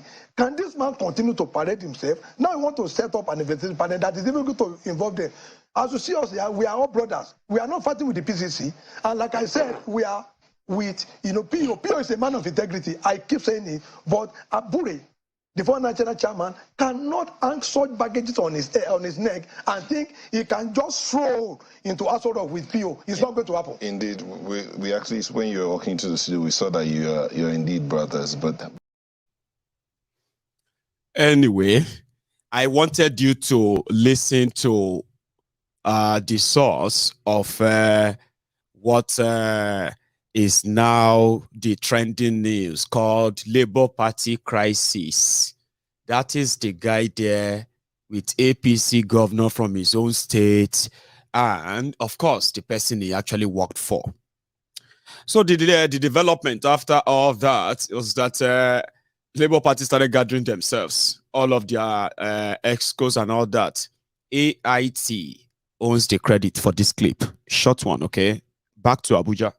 The chairman of the state chapters of Labour Party across Nigeria were in Benin City in a show of solidarity with the national chairman of the party, Julius Abure. The chairman of Kwara State Chapter, Kainde Rotimi, spoke on behalf of the group appreciating Nigerians for supporting the party in the February 25th and March 18 elections. He dismissed the purported suspension of Julius Abure as the national chairman, describing it as an aberration of the party's constitution. So we want to say it again that we have confidence in Barrister Julius Abure to continue as our national chairman. On behalf of my colleagues, we are here to meet the national chairman and we are here to just tell him that we are solidly behind him. We appreciated all he has done in all the state in the struggle. We know that he is a complete comrade and that's why he's true by the struggle. And the struggle continues until we get our mandate back on the court. The chairman of Edo chapter, Kelly Ogbaloy, says those behind the suspension are people who aim to destroy the party. He added that the suspension is an exercise in futility as they are not constitutionally empowered to do so. A certain pronouncement were made by some people in Abuja recently who faked and impersonated persons that had come from the environment of the national chairman and there said he's suspended. We are here along with our colleagues across the federation that is total nullity because they do not have power in our constitution to do what they did. The man in the eye of the storm, Julius Abure, is thankful for the vote of confidence reposed in him. He pledges to work for the continuous growth of the party. Nigerians have confidence, they have trust in our leadership, they have trust and confidence in our party. Hence, they overwhelmingly threw their support behind us. No amount of suspension will kill that dream. That dream will continue to provide leadership, will continue to lead this party, and I'm very sure that victory is sure. The Labour Party urges Nigerians to disregard the suspension order and calls on the judiciary to defend the country's democracy. Escalating, Akborono, AIT News, Benin. AIT Benin. You see, this is one of the reasons why Nigeria judiciary has become a joke, okay, especially lately. Somebody who contested an election, right, and then he came forth, was declared winner by the Supreme Court, not by the election or the electoral body.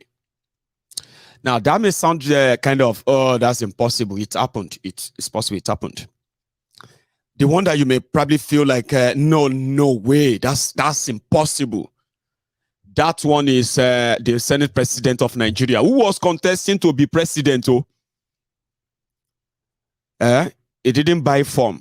He didn't fill any form for Senate or anything. Supreme Court of Nigeria instated him as the candidate of the party who didn't buy a single form. The person that bought form, campaigned, and even got the highest vote in the primaries they conducted.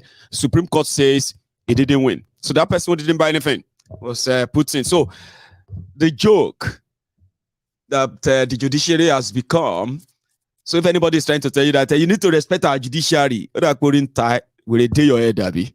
Now the judiciary is supposed to respect themselves, at least. Maybe now, no? I would now take you to, this was probably yesterday, okay? Starting from here. Now, actually, they said they were chasing away those who came to take over their party secretariat in Abuja. And I think when they did, that was when they started this. Solidarity forever, we shall always fight for our rights. Solidarity forever, solidarity forever, solidarity forever, we shall always fight for our rights.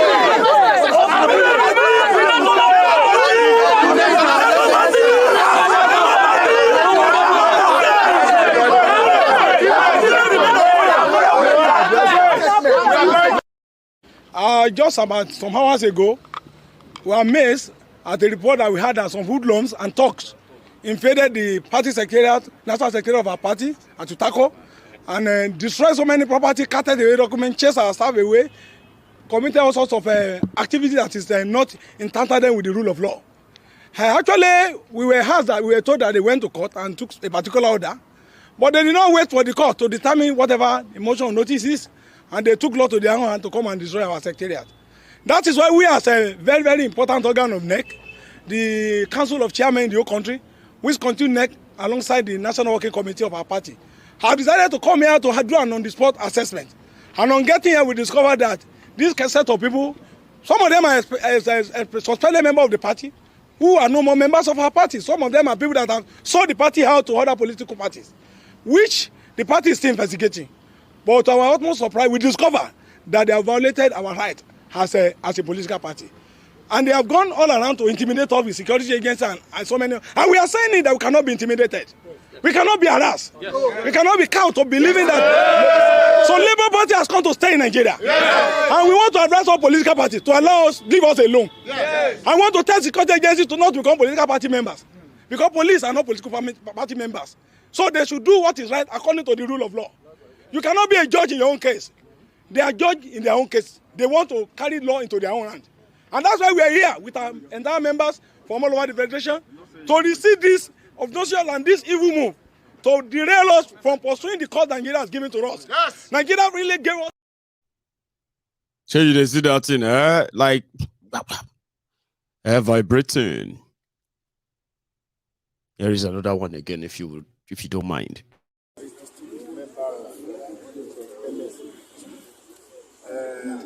I am here to say that the end of this scene is a subordinate organ to the neck of the law. Therefore, when a fraction of it is coming here to take laws into his hand, it becomes a total nullity. And this is for that minor fashion. When those who are taking this action are members of the party who have been suspended for the activity of the party. And as at the time they took this action, the suspension are not removed. And therefore, we are saying here that the 36 chairmen of the Labour Party around the state have come to possess its own property. Because this miscreant led by Papa to this place are no people who have authority to control this party. But this detachment here has the authority in law to be in charge of it. And we are fair that Comrade Barrister Julius Aburu is the party chairman and he remains so.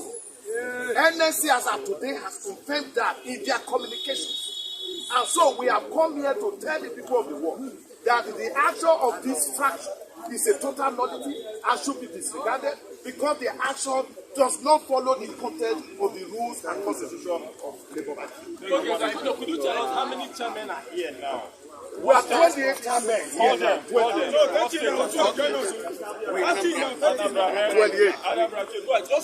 Edo is here. Ekiti is here. Sokoto is here. Kaduna is here. Kano is here. Kogi is here. Ebonyi Delta is here. Nasarawa is here. Benue is here. Odo is here. Osun is here. Kaduna is here. Edo chairman.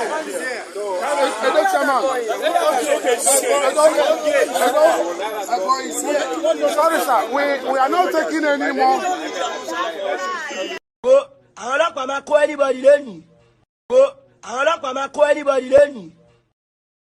Last. Anyway, so these are the supposed chairman of Labour Party who said they are passing a vote of confidence on their chairman. So the drama continues. Now, their media will report that, as usual, Labour Party crisis, and because of this with them, of course, it's going to be a rider. Anyway, we are monitoring too. Apapa, the La Media Gbadu, La Media Tinkan. I haven't seen him in a while until they just shove Arabambi into the picture. So we'll be monitoring as well. And to the people who have become the victims of all these attacks and those who are still going to be, accept our condolences for those who have been the victims, and for those who are still going to be victims from tomorrow and the days after and the weeks after. You can also accept our condolences in advance. This is not in any way just to mock you. I have told you this, I've told you this many times. In what Nigeria has become, all of us, we are just awaiting victims. The survivors of yesterday, they are today's victims. The survivors of today, they are tomorrow's victims. As long as Nigeria continues in this trajectory, all of us are just a disaster waiting to happen. If you don't kill Nigeria, Nigeria will kill all of us. It's just a matter of time. I reject it in Jesus' name.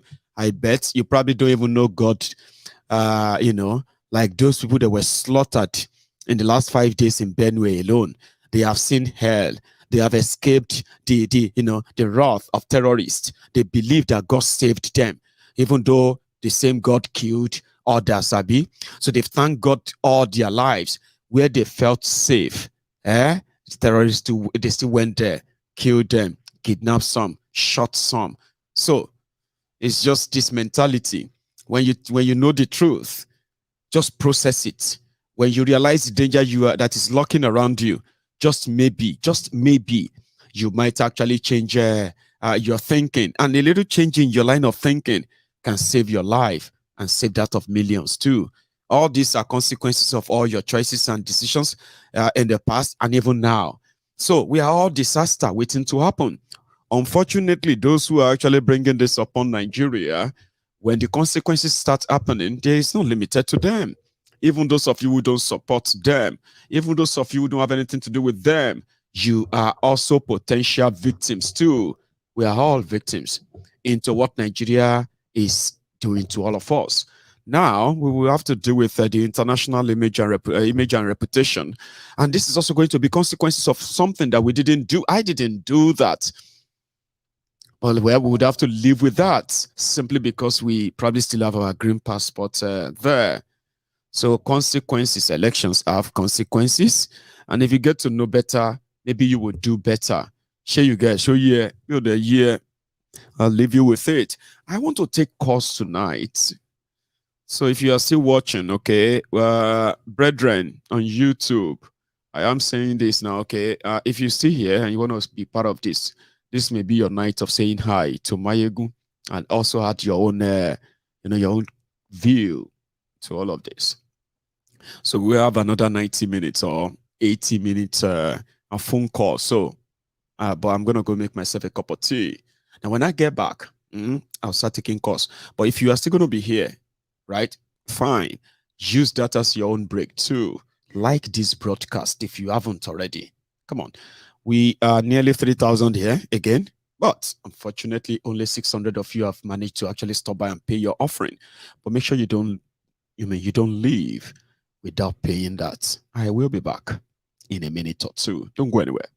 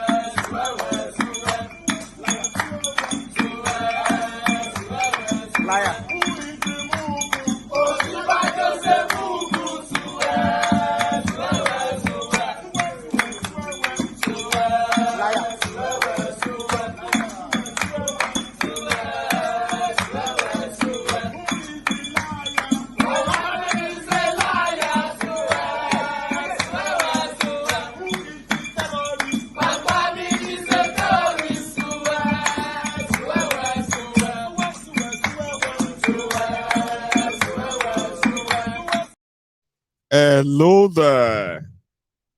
Hello, Chief Maiyegun. How are you, sir? Once again, I'm fine. Once again, I am Dr. Benga Emeka, a second time calling.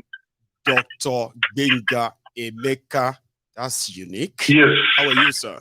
I'm mixed, Igbo, Yoruba. I'm fine. Bless you. Please, I have some certain discussions through questions I would like you to help me in answering. Okay. Let's see if I can try. First and foremost, please, why is APC after Labour Party? To kill them and then bury them once and for all, because they have seen them as a potential real threat now. Simple as ABC. Yeah, but from what we heard here in the US, it was the same APC that told Labour Party to go to court. That's right. If they don't like the outcome of the elections. And Labour Party then went to court. So why are they now after Labour Party? You cannot tell someone to go to court at the same time you are after the person. I mean, I wouldn't understand. That is number one. That is number one. Then number two, in terms of the Arab League, in terms of the Islamic nature, they are against people of certain orientation, like people that are terrorists, people that are drug pushers, people that are drug peddling and others. Right. What has the Arab or Islamic community in Nigeria said about Kolo? Why are they all keeping quiet? It's only some few of them have voiced out. Why can't the president himself, Muhammad Buhari, give a stand that the election has either been cancelled or Tinubu has been removed because of his... Buhari said everybody who is not happy with the conduct should go to court. They have the right to go to court. That's the same thing he said. According to him, there may be some problems, but Tinubu is going to be inaugurated. And nothing is going to change that. He's already made that statement. I don't know if you actually know that. He's already said that. Like, yes, I also heard that. Okay, if Tinubu is inaugurated now, will the case still continue or will the case die? Well, you should expect it to die slow death. It may not go away. And I think the worry now is that it seems Peter Obi is adamant. Maybe he has a good case that it's not going to go away. So it's better they kill it before it even starts.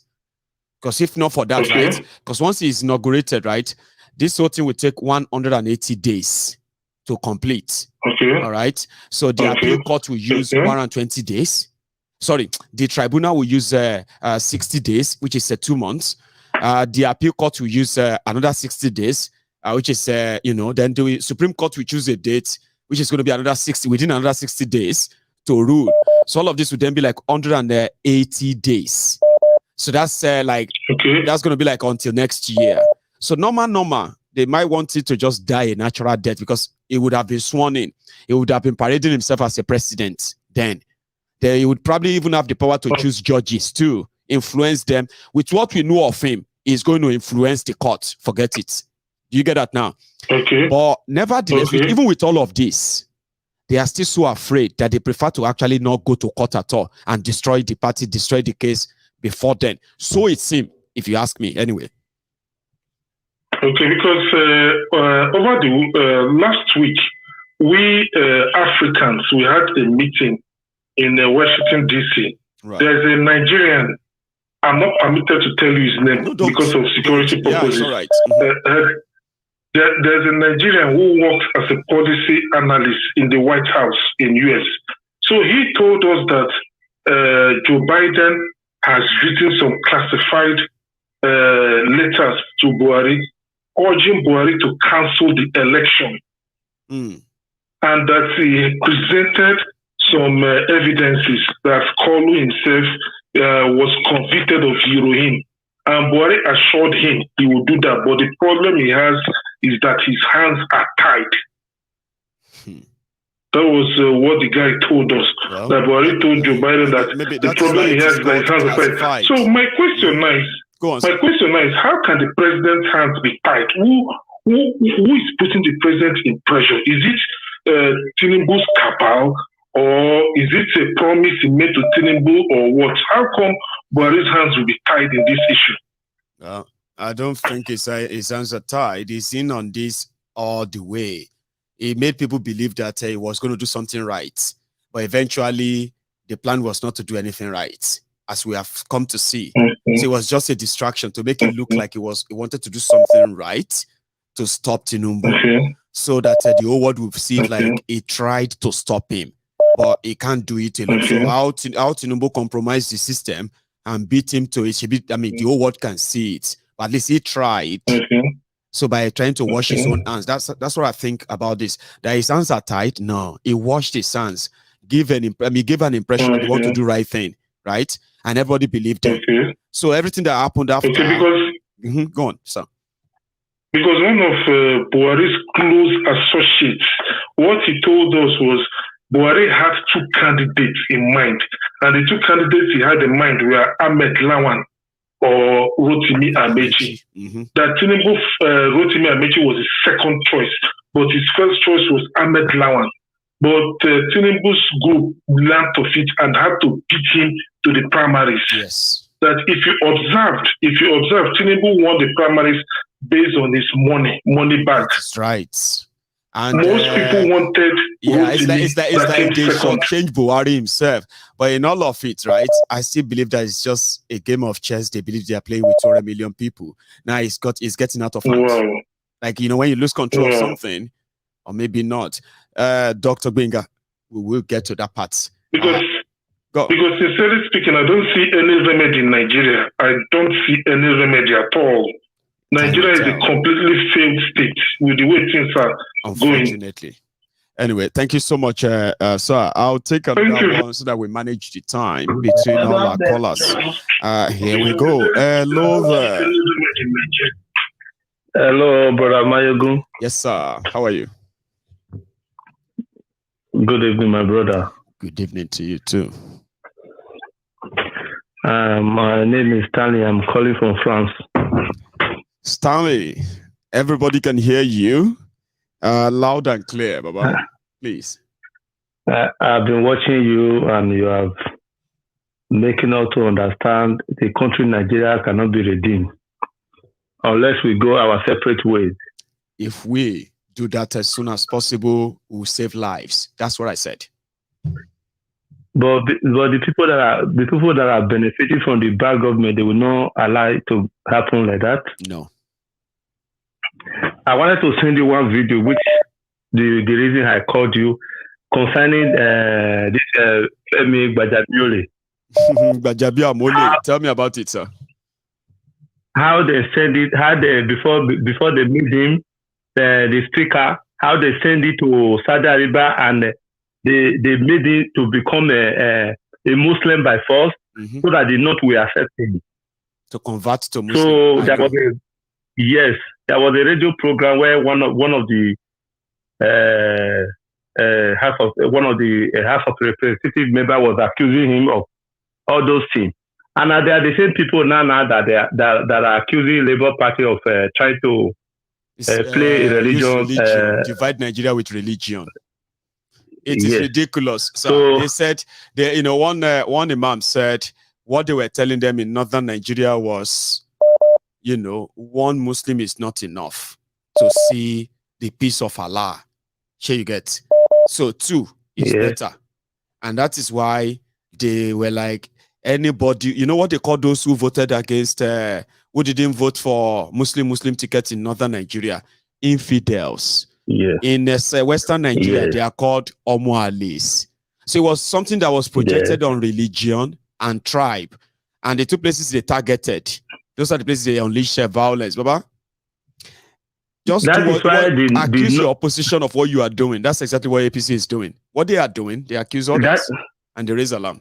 You can see the North are a bit calm because they want to see how the Yorubas and the Igbo will play it out. I know. So at the end, they will, the Kaduna Mafia, the Kaduna Little Finger, is preparing when it comes to the time of the North, the next 8 years now, he just come now. He's preparing, he's doing everything to make sure when the time comes.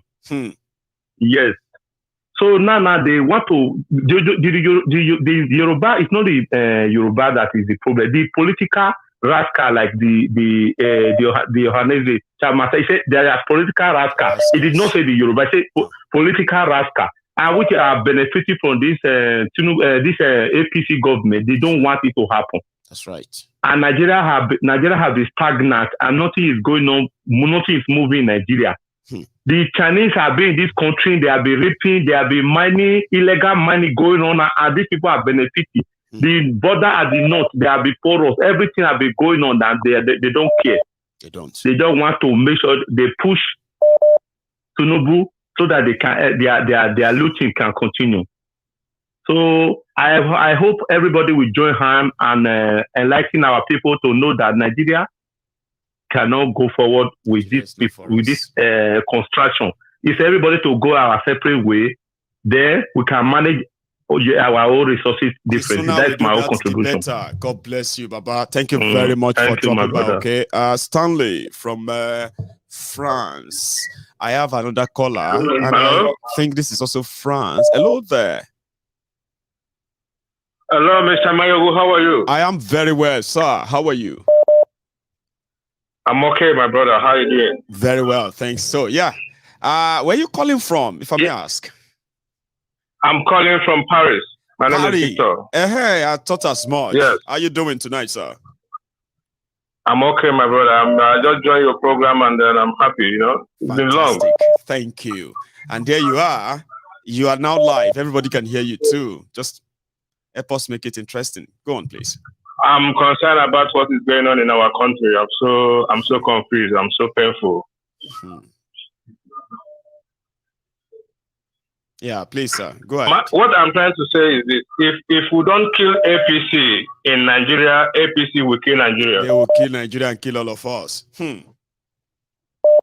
don't know if you understand what I mean. I do. I'm following you, sir. Please go on.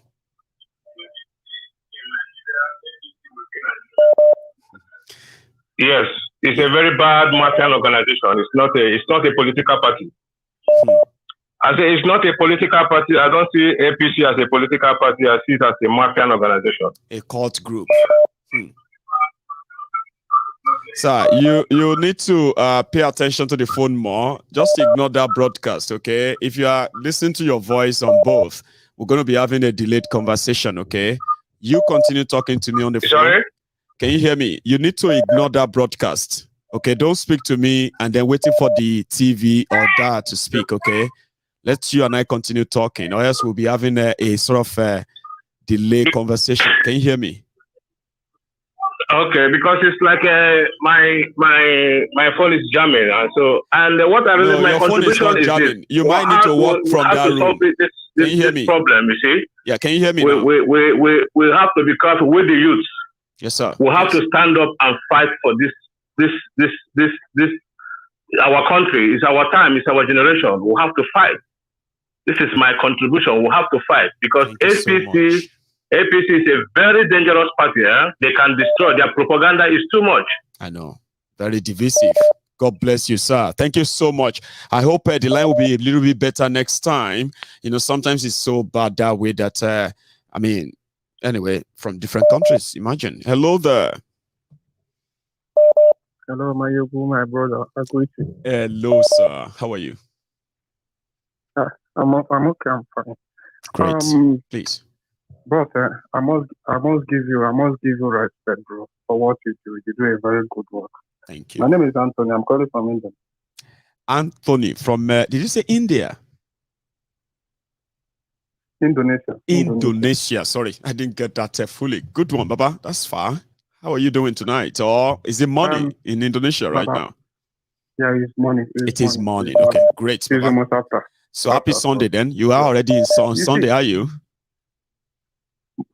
Yeah. You are. So please, Baba, fire on. Everybody can hear you. Go on. You see, I watch the post. There are something you post on your Facebook timeline when most of our leaders are so full of Jonathan. But this time around now, do you see how many people they are killing every day? Nobody's talking. Nobody is talking. Everywhere is cool. I know. Every day killings. Nobody. And they are back. They are even back now. Do you know why? Go on. I am telling you. Do you know why? Do you know why I love sometimes? I love listening to Nnamdi Kanu. There is one program he made once at a time. He said, professor, right? When something happens to others, he don't come outside to speak. But when Fulani enter his farm to destroy his farmland, he come outside to speak. He did come out. This is what is happening right now. This is what is happening correct right now. I don't know. The truth is that I don't know where we are heading to. See, every day 80 killed, 100 killed, 50 carried, children. Nobody's talking. Everywhere is cool. Women. Even our leaders. Oh my God. Baba, Like Baba, human beings, 100 killed, 200 killed, and Nigeria is not at war. You know, are you joking? Baba, do you know in this country now, if you are driving your car, once you see pussy, you know pussy, just pussy. Yeah. If you keep pussy in this country, your own is finished. Pussy, just pussy. No single arrest. I'm telling you the all truth. This death I've mentioned, all this kidnapping, No one single arrest. No single one. Nobody. You can't even hear anything from DSS, nothing like police. Police will not talk. Nobody. God help us all. Amen. Thank you so much, brother. I appreciate that. Okay, may I take another one? That's a very far one, and I'm going even farther now. I think this is either. Hello there. Maiyegun General. Yes, sir. How are you? Thank you very much for all you do. Thanks. This is TA from Atlanta. Did you say TA from Atlanta? I heard that. Atlanta, yes. Beautiful. It's been a while I called and. Beautiful. I grabbed that. Now everybody can hear you too. So please go on. Yeah, the country, like I said before, is gone. It's gone. But most people don't realize it. And that's why your program is so instructive, so nice to open people's eyes. And for those who still believe in that contraption, the eyes, I hope, will pray that their eyes will be opened one day. But I just pray it doesn't, happen. Like Nigeria doesn't happen to us before we now say, thank God I escaped. Thank God I can live to tell my story. Man, now I believe all I have been told. I actually don't wish that on anybody because we are talking about life and death here. That's how brutal things have become now. Yeah. Do you know this APC, when Buhari was about to be voted for, I told some of my friends, I said, you guys don't know this Buhari man or what? Said, no, he said, I'm a general. No, the other is a chief. No, the other should go. This Buhari is at least an army general. They have done it before, blah, blah. I said, okay. After the first time, one of my friends that was supporting him that time called me and said, oh, Bob, he wants to pay his children's school fees. He can't even afford it, blah, blah. But I sent him money, but I told him, I said, but I told you. He said, man, a mistake I do. Used to take care of his own bill. Suddenly. There are many like that. There are many people like that. Yeah. He has just one child. He has just one child, Maiyegun, one child. Do you know this guy cannot pay his son's school fees? That's how bad it is right now in Nigeria. And he used to be able to pay. He used to pay that before this Buhari now. You know what I'm saying as well? Okay. Yeah, Tia, you know what I'm saying is that the guy you say is okay. I have a lot of people that I know, right? They are not rich, but they are managing before 2015. If I open my WhatsApp and Facebook messages for you, you'll be shocked. People, I get messages like 100 per week. Money here, give me this. And the more things get tougher in Nigeria, the more a lot of people need help. The more. the demand everywhere is crazy. I'm telling you, it's terrible right now. It's sad. It's sad. And the same APC is continuing. It's the same APC. Who voted for this APC? 8 million votes? Ghosts. How? Ghosts voted for them. Look at the scorecard. Killings. The economy is bad. No road, no transportation, no security, no medical, nothing. And you still won an election? That means something is wrong with us back home. If actually they got that 8 million, which I doubt. I know. A lot is wrong. See you, Baba. Thank you very much. I'll take another one, sir. Thank you so much for stopping by. Thank you. Here we go. Sai Baba, Sai Barbarians. Hello there. Hey, hang on from you. I don't know what disconnected us from the main line. Hello there. Can you hear me? Yes. Yes, sir. You are now live. Okay. All of us can hear you. Please. Yes. I'm calling for this Maiyegun direct line. Yeah. This is MaiyegunsDiary. Yes, sir. Okay. This is Henry from Norway. Right. From Norway. Did you say Eru? I didn't get your name somehow. Yeah, this is Henry from Norway. Henry, God bless you. Henry from Norway. Now you are live, and this is Maiyegun. Yes, please. Okay. Yes, I've been watching your program, and it has been very fascinating. And thank you for being a Yoruba, and you can also be an open mind in order to make people understand what is going on, really. Well, thank you very much. So I'm really fascinated in what you have been saying. I'm trying to create this awareness of unity among us. But it doesn't seem that people are listening to you, especially the Yoruba. I'm sorry, you being a Yoruba, you know, I myself, I grew up in Lagos. Right. And what I saw during the election really frightened me. See, it frightens me too. And that is why I had to quickly raise more alarm. In fact, for those who that they might likely want to blackmail because they are also Yoruba to say, nobody is safe. Even those that they said that they don't look Yoruba enough, they were attacked. So if you are still defending them because what they are doing it to Igbos or other people who are non-Yorubas, now they are attacking Yorubas because they don't look Yoruba enough or they don't speak Yoruba enough. That's a problem. And I'm so happy that a lot of people responded. And for your information, Henry, people actually listen to me. I could see so many changes out there. It may not be enough yet, I agree, but people do listen and they do act. Continue, sir.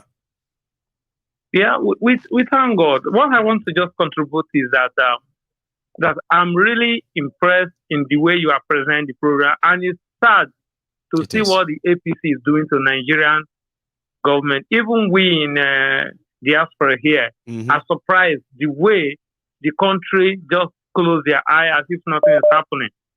I mean, look at what is happening now. The way I just watched a video that the guy, the Ladipo or something, Papa Lamidi, old Babalawo.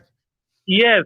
Yeah, I saw a video that it was the same man that Tinubu gave money to that was claiming that he was handicapped during the time they were having a meeting. Bro, I have also seen that video. I just saw the video. No, hang on. I've seen that video too, okay?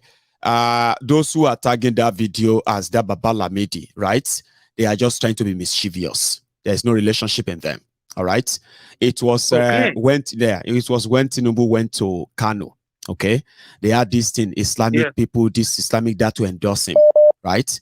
While he was there, okay, they brought in that man. And he was a very old man, and he's actually like an Hausa man, not Lamidi. But people decided, right, when they were looking for, where is this man? Where did he come from? Who knows him? Some people actually flew that video as one. I am one of those who actually shared that video, first people to share it on the internet. So it's not Baba Lamidi. Okay. Yeah, but I get where you're coming from, okay? But again, please go on. Yeah, but okay, put that aside. Yeah. But the thing that scares me is for them to hire. I don't know whether that is correct or not. No, it's hire. No, that's absolutely correct. It's Politico, and the old man is playing a human job. that means APC have gone so high to create this kind of scenario that they want to take over Labour Party that even took third. Yes. Labour Party that were saying eight months ago, they don't have structural ground. Nobody believes in them. Yes. What does it that Labour so much that they are so scared that they cannot wait for the court to finish their case? Exactly. Why see, are they the value of Labour Party in the last 10 months, okay, is not the same as it was 10 months ago. In fact, right, by standard, all right, Labour Party should have been declared the winner of Nigeria election by all standard. I mean, being sincere. Do you understand that? They didn't spend, probably 1/3 of what others spent, right? They didn't bribe people. But in that struggle of 10 months, from nothing, they've produced governors, senators, reps, and then lawmakers. So if these people that could do that, despite all those intimidation, and if you don't know that the value of Labour Party has increased and it will attract all this you are seeing right now, they want to kill the child from infancy so that it won't have a chance again, right, to groom for 4 years and come back to fight them and bury them. So if that answers your question, right, that is the fascist reason why they want Labour Party dead, so they won't have that chance again to fight them. Does that make any sense? So my question, Maiyegun, since Yes, is that you are really into this, is how do we come out of this? Will Labour Party win? Will we be able to get our mandate back? Okay. Now, or do we continue with the same process all over again every 4 years? Hang on. I may not be the right person to answer that, okay? But there is something I will say to you, right? Which you can kind of remember, all right? Nobody knows what will happen in their courts. Anybody who says they know, they must have been those who have already cooked something up and or member of APC. So what people believe is that the system is going to try and muzzle the case, okay? Try to do their usual abracadabra. But the difference is this, right? With disobedience that are not going away, that may spark a nationwide uprising beyond what anyone have seen before. Any court judgment. Do you understand? But what other people are now saying is that they will do their best to stretch it and possibly provoke everyone even before the court judgment. So nobody can say what's going to happen. The only thing that is certain right now is that any little mistake, any little wrong move from APC, as we are currently monitoring on this issue of court or no courts, can lead to the breakdown of Nigeria. That is the only thing you can take away from this call. Any wrong move. They have been making them now. Okay? They have been. But the further wrong move, just one tiny one, will blow the whole thing off. For that. And then the thing that is going on air that I don't know whether it's true or not is that they are talking something about that they have suspended the foreign minister. Yes, he's been suspended by APC, but he's still working for Buhari. He's not suspended as minister. But the news is that he's been suspended by his own party, APC, right, from his state. But he's still the foreign minister. There's no official statement that he's been suspended by Buhari yet.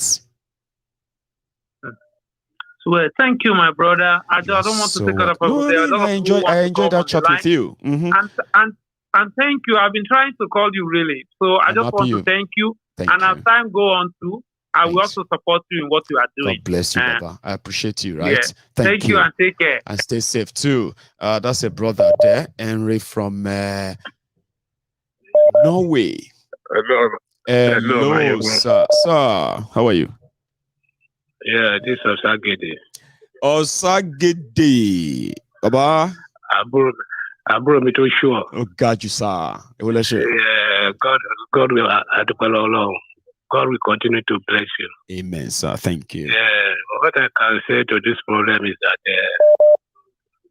I should give thanks to those of us who are in the diaspora. Because it looks as if we are the one that is fighting the cause. Mostly, yes. Yeah, mostly, yeah. Thank you for that word. In Nigeria, poverty reigns supreme. And it has killed integrity of people whom you feel that they can talk, they can't talk. Weaponization of poverty. Poverty, yes. All these politicians, they have made the money.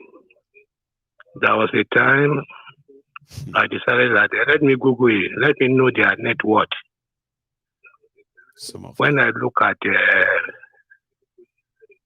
Ahmed Bola Tinubu, it worth $8 billion. $8 billion. Man. I look at Obasanjo, $3 billion. Even the Melaye himself, I did got almost $2 billion. I look at myself, I say, this is the cause of the problem. Because how can somebody have that money? Amass so much. And people are poor. What do you expect? He will buy their brain, everything. Look at what this Baba was saying, was it not yesterday? I didn't expect it for him. Somebody who is knowledgeable. Yeah, somebody who happened to be an activist. Somebody that fight for poor people. It's a pity. Nigeria is gone. I can't deceive you. Even though when we are talking about what did they call it? The Yoruba nation, Hausa or whatever, Igbo. Arewa, Biafra, Kwararafa, and everybody from everywhere. These same people will find their level into the system.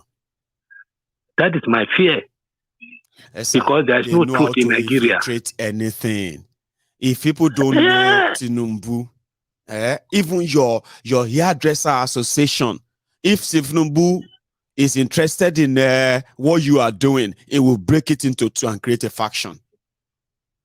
It is about control, state control, all control, and anybody who doesn't agree with us, they are the enemies of the states.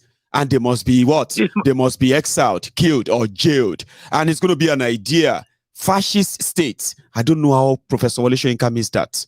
But it's intentional. We all know. Maybe it's old, maybe he has a memory problem, or he's having dementia now. I can't say. Because I never expected such a reputable somebody. He's old. He couldn't hear well. And he always miss words. So what I believe with all this problem is that I know that God will lead us.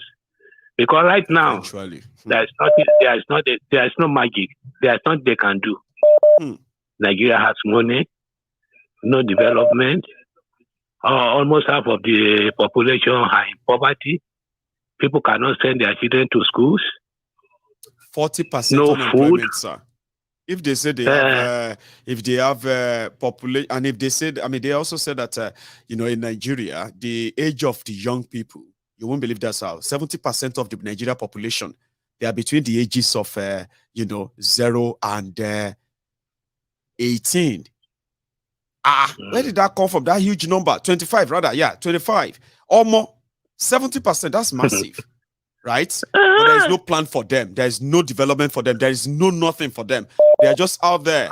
Go and figure it out. Find your way. They don't have hope. Because the last time when I traveled to Nigeria, I got a nursing school before I came down here. I had a lesson, some teachers. All the children whom I was teaching that time, they are now grown up. They could not get jobs. They are just hanging around. Even some of them, their parents have died. They don't have any place to live. Homeless, you see them on the street, begging for money, no hope. So when I look at all these problems, where would they start from? Where would they? And Nigeria is broke. There is no money. Thank you so much. Let me take another one, sir.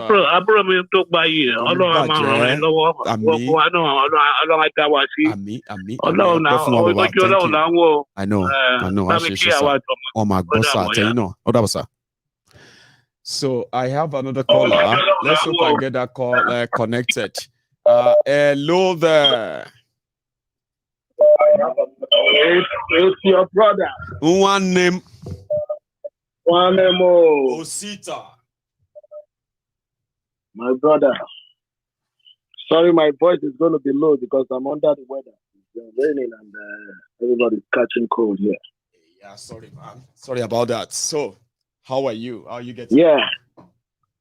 No, yeah, I'm better. I'm a warrior. You're a fighter. Beautiful. I'm a fighter. I don't give. Thank you, know, sir. yeah. I want to continue from the discussion you had last now. Right. About the population of people within the age of 1 and 25. Yes. Do you not think that this is the right age that can actually liberate us from these problems that we are facing? Well, it is looking so, because they are saying that they are rude. They don't have patience. They are disrespectful and the rest of that. So, yeah, I'm going to believe you. Go on. That is the reason any man born of a woman who is sensible, I do not care the person he is, even if it is my father that comes here to talk down on these people. Trust me, my brother, I'm not going to accept it. Nobody should. Nobody should. Not even the older generation that failed us and failed them. Yeah. Turn around and begin to judge them. Come on. Nobody should judge them. Nobody should come up anywhere and say they don't have respect. If they choose you as their leader, you be their leader. That's it. If they don't choose you, don't go there. You are never going to force them to do what they don't want to do. And they are fighting the battle of their life. God bless you. It is left for us that we that is in the 40s to encourage their movement. No matter how they move, if they move with K-leg, we'll support them. If they move with bow leg, we'll support them. Don't discourage but them. Anybody that it's all good. Everything work for what? I mean, for what do you call it? For the good purpose. If Osita. So don't discourage them. Encourage them. I like that. Go on. Do not discourage them. I do not care what you stand for. I do not care about your ideology. But you have to give kudos to them because what they have been able to achieve, no generation has been able to achieve it. Not with this way. Not in this way. No. No generation. You can't bully them and begin to call them fascists. One thing I want to. After they have been killed, after they have been harmed, after many of them have to lost their sights, you turn around and you call. Come on, that's gaslighting. You shouldn't be coming from older people. I am so sorry to talk about it. That people come to the front of the TV and speak grammars and grammars that have not done anything. That grammars that didn't fetch anything. The only thing you talk about that, that grammar fetched you Nobel laureate. But I am so sorry. Even when I went to school, I went to 2 different secondary schools in Lagos. We did not read any of your books, sir. No, it was a choice then. Anyway, I read his book. The one I read. Like choices too. Yeah, I think. No, the one I read was based on my choice, but it wasn't in the curriculum of Nigeria. The reason, God knows why. Do not think because you have gray hair like I do right now. If I come on TV, I have equal gray hair like him. Naturally gray hair. But that doesn't mean I shouldn't respect each of somebody. The self-respect is reciprocal. It is. If you like your 8 years old teacher, a professor, that boy, that little 16-year-old boy is not going to call you a professor. That little 16-year-old boy is going to call you Mr. Steve because that is your name. That's right. And you should start getting used to that gone are those eras that they just have to value and begin to treat you like a deity simply because you are a right. They have every generation have their own people, and some of these elderly people need to know too. Know that they should know and respect it. Most of the times when you say Nikure, people will think that you don't. It is the pain. It is burning out of the pain in your heart because of what they have done. And somebody will leave everything I have said for 2 hours. Somebody's trying to remember the fight of his life. Osita, somebody will now listen to me for 2 straight hours. And the only thing they will remember is that I said this so people Nikure. I lack respect. What about the things I said for the last 2 hours? Nothing actually really tells you or points to you. But it is intentional. We know that. But a lot of us don't even care. We don't give a damn. They're right there in the Ogun State where you reside. Yes. People were driven from Ibarakpa. People were driven from their homes. Yes. You didn't come out to say nothing. It was on the day that your farm was attacked. Yes. That was the day you came out to say something. People died in Lagos in the course of this election. You said nothing.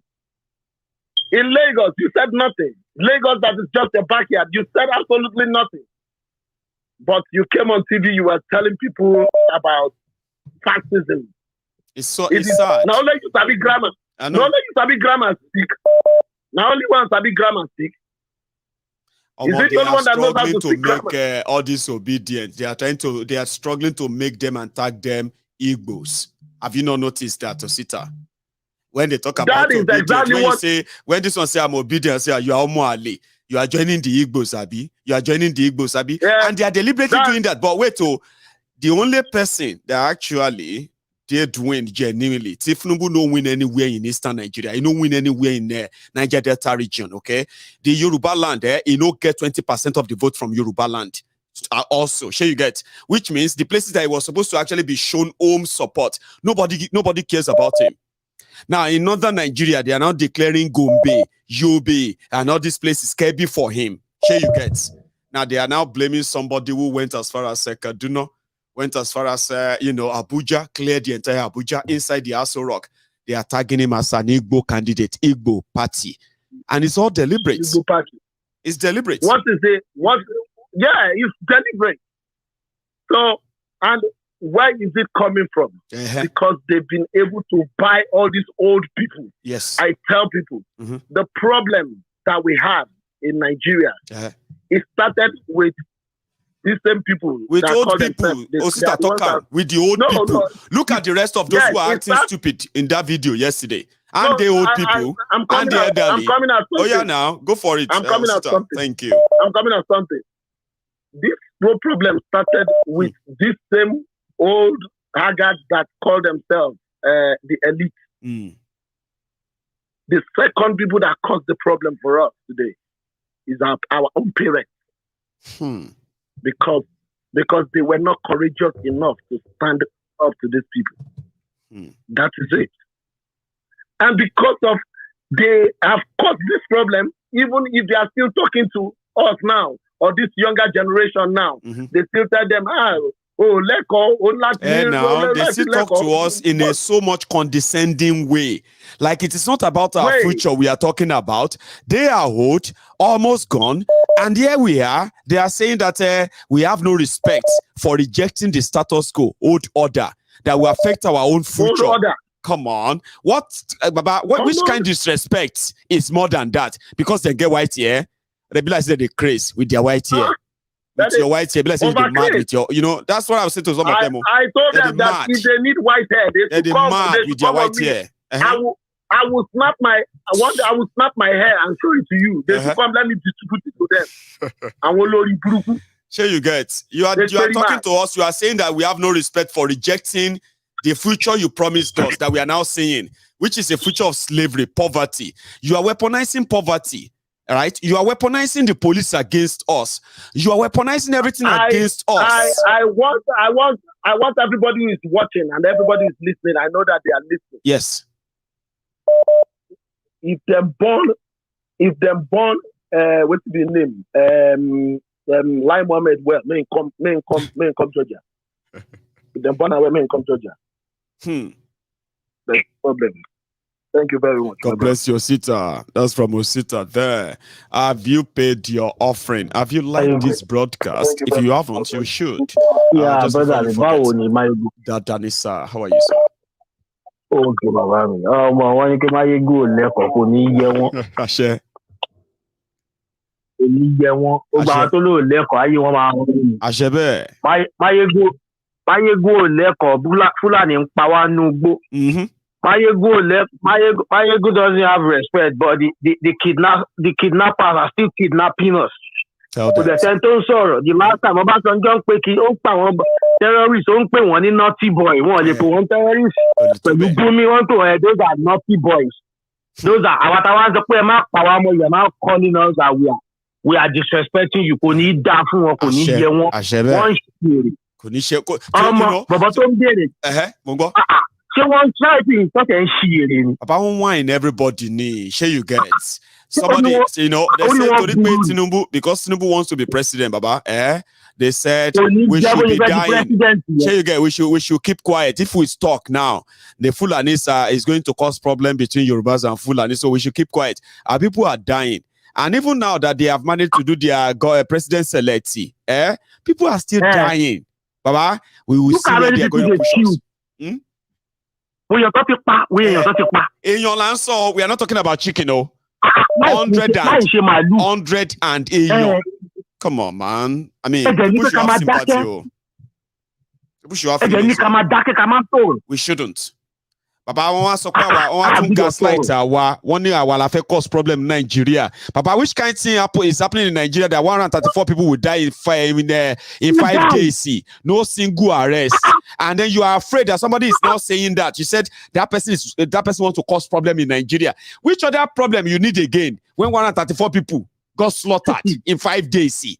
And 80 children got kidnapped in a single place. And nobody actually feels somehow. But talking about it, Baba Nigeria, you this Maiyegun, you want to cause war in Nigeria. Sad gone, Baba. Sad. It's very sad, my brother. Let me just come straight. Yes, sir. You see, like the previous guy that was asking you that, Baba, what you can do now? As this thing be like, you request no one here. Change me generation.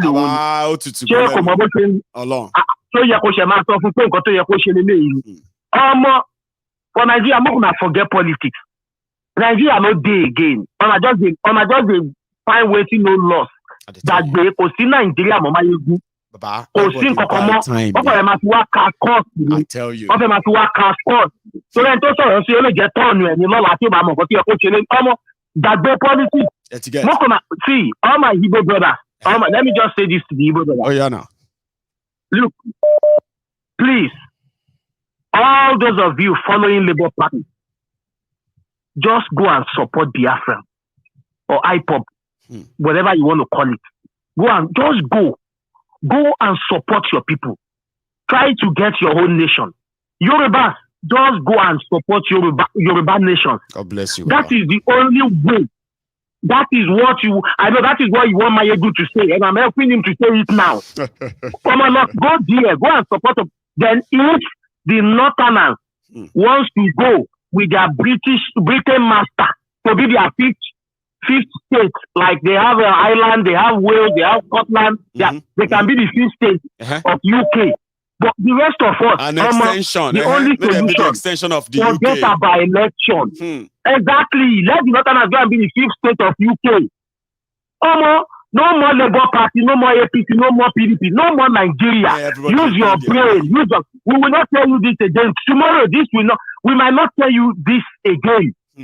Don't expect us to be telling you every day that there is no Nigeria anymore.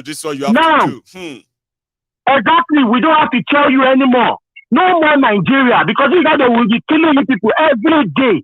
They will just continue killing you, and you will be talking until they silence you that you can't even talk. They will come to your place and tell you to go outside of your house. Until one day you go and watch Maiyegun, they say, Maiyegun no come on tonight. They say, what a pa, they don't kill him. They go Dogbolu, they come from. They say, Maiyegun that one where the UK. No, he come here, they don't kill him. They shoot him for express there. Those who won't kidnap him. They say, sir, Gogo awaiting victim. But Kato sọ pé kẹ́mi tó bọ́ tàpá tó àrùn síbẹ̀ o ìyẹn làwọn ń drop ẹ̀ lọ́wọ́. Ó máa ń síbẹ̀ bàbá mi. Ó máa ń síbẹ̀.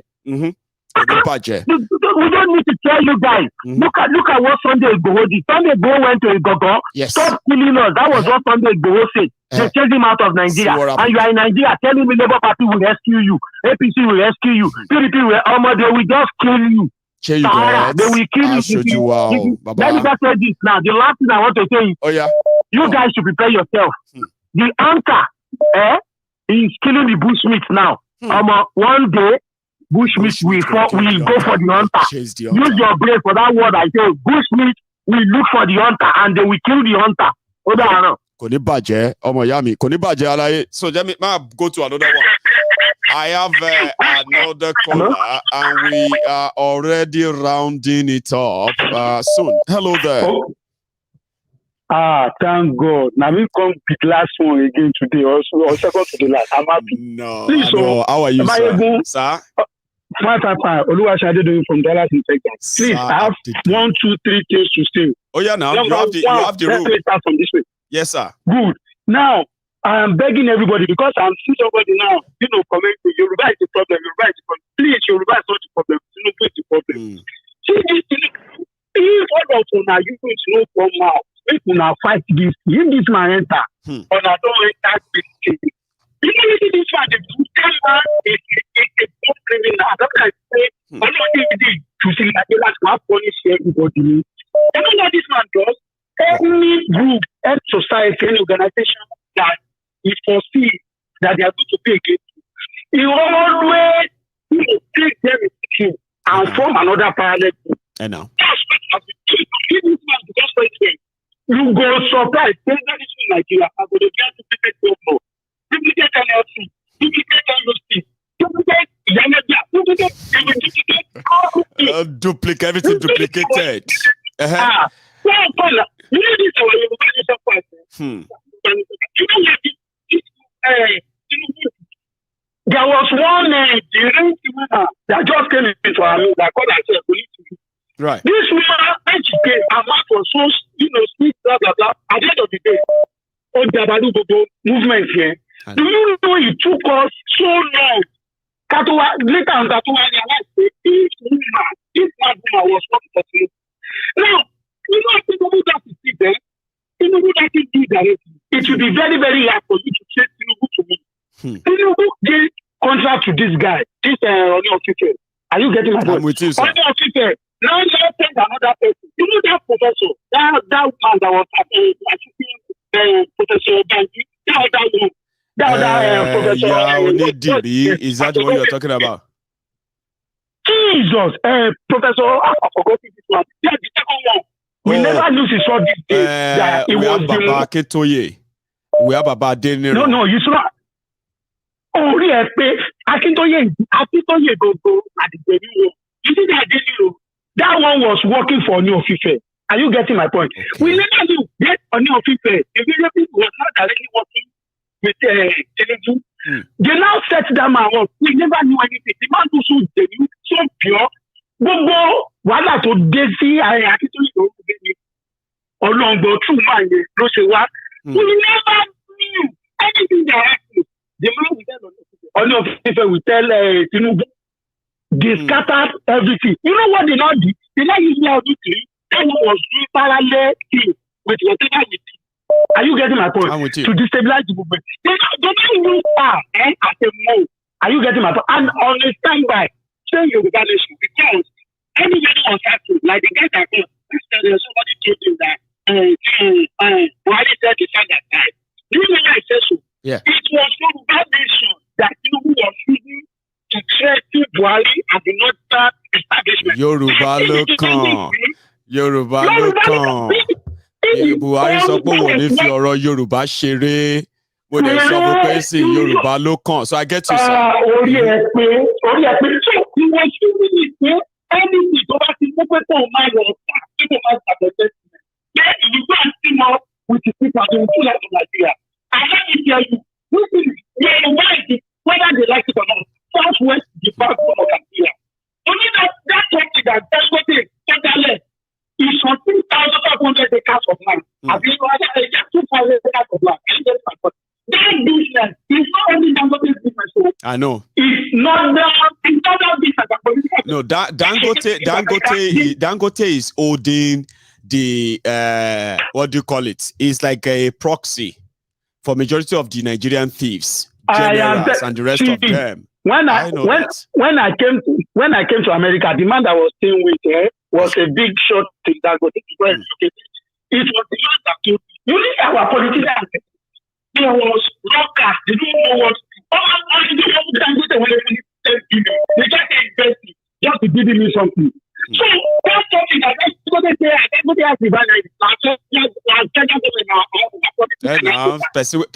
Percy central bank they guarantee for. So what do you expect? Who job money now? Central bank they print money. They give the money in exchange for money that Dangote needs, whether forex or what have you. He has offices in Central Bank of Nigeria. He is the only person, only businessman who has such. Baba, Dangote is so influenced that his friends in government, they make laws. Do you know that they make policies because of Dangote to shut others? They can make a whole policy for oil Nigeria because of Dangote alone. Not be today now. That's why we call him quota system billionaire. Now the Nigerian system made him billionaire. You know what I mean? I'm telling you. Maiyegun, I am very I am usually I'm making everybody. She was sitting down in Nigeria as a if anything over the jelly. They will Professor Banjakitoye. They will not take over. Clowns. They will not use that. They will take over. In fact, what is that? My main message, you see, it's from the Nigerian youth. You see, this professor, when they are criminal. Who I tell college in that pocket, you will see a lot of abandon inside his pocket. After it's there, you will see a lot of abandon. These people, they have no. Let me tell you. Do you want me to give you one? Do you want me to give you one, sir? Before you go, yeah. Let me tell you something. Tinubu crashed into Ilano, right? 3 years ago. Okay. So when that happened, it was even a peanut. They promised these guys who started the whole fight. At a point, they had to they actually did a press conference. They accused Akintoye and then Adeniro and others of mismanaging money. And they're running Ilano like it is their personal, kind of personal business. So they are now moving a vote of no confidence on Akintoye, the Alano. So it was all coming then, right? At the time, it was all coming from somebody who also claimed to be a member of Ilano, a founder of Ilano as well. So, but that didn't last. You know why? A lot of the people who are actually supporting Yoruba Nation at the time were abroad. So a lot of people were doing it voluntarily. They are using their money, they are using their time. You know what I mean? In fact, some of those who are parading themselves as representatives of Yoruba Nation, this Yoruba Nation, that we were actually giving them money. They were relying on the money from us abroad. Okay? So they couldn't really do much. However, which means we were able to rubbish the attempt, okay, to rubbish the Baba Akintoye and others. Unfortunately, right? They were all in it on it. So it was like one scam after the other and all of that. It was a long cobweb. I don't really love going into that. People have seen more now. They are seeing we get better now. It's a cobweb of thieves. Old and young. They are all criminals. See, let me tell you. You saw the Nigerian elite. Unfortunately. They are electing without Nigerian money policy. You see, Pastor, whether I don't know one of them, they are all criminals. You know why? They are eating from this system. Are you getting my? So that is like this. If the system is not destroyed, we go nowhere. You talk about this guy, this former central bank governor, everything that bank governor, what's his name? That was trying to support Kingsley Moghalu. Good. Was it 4 years ago that he contested, right? Yeah, now. Baba Shoyinka endorsed him. Instead of Showore that was always with him around and all. Well, it's all boy game. I know. I really wish Showore didn't participate this time around. I wish he stood on his word and all that, but it's just. Don't mind. He's establishment. That was being a good person. That time, the wife now went on Twitter. Was telling you all this. You were supporting him that in fact, Professor Kingsley, you know all of them. Now, all of them I promoted. All of them. I just want anybody to just go ahead. Anybody that is against the system, they will be my own kind of friends, right? Because I don't like criticizing them. If you criticize those who are fighting the system, right? You are not doing the whole fight a good, even if you disagree with them, yeah? In my own philosophy, sir, right? Even if they are wrong, I would rather not kind of, criticize them so harshly, so strongly, right? Because whatever I do, right, is just going to help the establishment, okay, to survive. So if Charade fights this, or somebody fights Charade and that other group fights other one and all of that, it is to the advantage of the establishment now. It's just so unfortunate that they keep playing into their hands. Mm-hmm. The wife went to say that I said, I told my children, because they also have to I told my children, I don't say my children, they are Nigerian. I want them to know that they are Nigerian. They love Nigeria. They always said their teacher in school that they are Nigerian. Right. So I was not taking comments. All these children, they were saying, yeah, that's cool. We are not these people. They didn't give it to their children Nigeria. All the children of America do. Right. This one that she was deceiving them that she's telling her children that Nigeria. When they want to feel proud, they always like America. They will not like Nigeria. When they want to fly to Dubai, they don't look at Nigeria passport, but they are deceiving the news at home. So let them stop this, respect all these people. They are all criminals, whether they're zero, whether they're LS, they're all criminals. Nigeria can never stop my brother. It's all class, I know. Nothing can work. Thank you very much for thank you so much for stopping by. I appreciate it, sir. You should have a good one. Weekend though. Your weekend is I've started in the US, I would say. Sir, you have a good one, eh? Yeah, and my regards to the family too. Thank you. Yeah. Alagba Adedoyi from Texas. Elder Adedoyi. Meanwhile, I have here my last caller, because I've seen that this caller have been trying, but hello there. Hello, Mr. Maiyegun. Hello, sir. How are you? Yeah, I'm fine. And you? Well, very well. Yeah, thanks so much for asking. Please, go on, sir. Thank you for the good work. Thank you, sir. I just want to add one or two things. Please. Number one, what is happening now, yes, it has been planned since let me just limit it 40 years ago. Oh, what is happening now? All planned. And if you try to listen to Nnamdi Kanu first statement when he's addressing this issue, that what is happening in Nigeria is happening all over Nigeria, not all land. And that is what he is fighting for. And if all of us, we can see it in that way, I think the fight will be a little bit easy. Well, I believe you, sir. Mentioning Nnamdi Kanu and that statement you said, before they started the demonization of Nnamdi Kanu today, you are so right. Nnamdi Kanu once warned all of us like this. Don't go anywhere, sir. Stay on the line. Let's watch this together, please. Okay.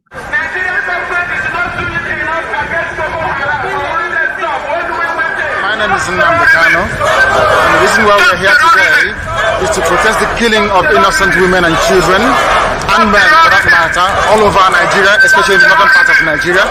We are not happy, we are not pleased with what is happening, and that is why we're here today. As you can see, there are a lot of Nigerians who are protesting about the killing of families, people who are determined to tear the country apart violently, and it is not something that we support. It is not something that we would like to see continue, and we are here today to send a clear message to the Nigerian government, through the High Commissioner, that what is happening in the country is unacceptable, and we cannot accept it. If that continues, it will lead to the violent disintegration of the country. There will be no more Nigeria for anyone to go to. There will be no Nigeria for anyone to refer to. In fact, what is happening in Somalia today will be like a tea party. So we cannot allow this nonsense to continue. Something has to be done, and the consequences of the actions of terrorism in Nigeria must be driven home to the people, so that even the terrorists themselves will be able to understand that there is no mileage in where they're going. The only thing they can accomplish is the breakup of Nigeria. If they think that they can cower people, if they think they can force people to be coerced into a religion which is not theirs, then they are clearly mistaken. We are asking for peace. We are asking for people to get together. We are asking for everybody who loves Nigeria, who is associated with that country, to please prevail upon terrorism in Nigeria so we can bring it to an end. That is why a multitude of Nigerians are gathered here today. Those of us in the UK are determined to work with the government for peace. We are determined to work with the International Community for peace. But one thing we cannot stomach is a repeat of 1966. What is happening today in Nigeria was the reason why Nigeria fought a bitter civil war for 3 years between 1967 and 1970. If this continues, there will be another civil war in Nigeria. And this time around, no place will be safe in Nigeria. This time around, nobody will be safe in Nigeria. So it is imperative that everybody who has the interest of the country at heart acts now and immediately to stop this nonsense from continuing. Are you there, sir? Yes, my brother. I just thought I should replay that video. That was 11 years ago. Yeah, it's good. Go on, sir. Yes. So that is one of the contributions that everybody should see it, that this fight is not the fight of I'm Yoruba or I'm Igbo or I'm Hausa. It's fight for everybody. So that is number one. Then number two, these our old people in politics, in different government agencies, they have put everybody in the box since 40 years ago. And I will explain. Please, sir. Number one, they destroyed the educational system in Nigeria. And they started private schools. And in this private school, when you have your own private company, you will do everything you like. Nobody will control you. Yes, that is what is happening to education in Nigeria. And if you don't have now, like me, for example, maybe I can't afford to take my children to private school. And the public school is not okay. Because the teacher in public school, they are not happy to do the work because they are not getting paid. That's true. They just go to the school. Yeah. They just go to that school just to go and catch funds. That is what I will say. Not to go there to go and impart knowledge. Impact knowledge. You're right, sir. So now, we don't even know, since 40 years ago, let me put it like, if you have like 10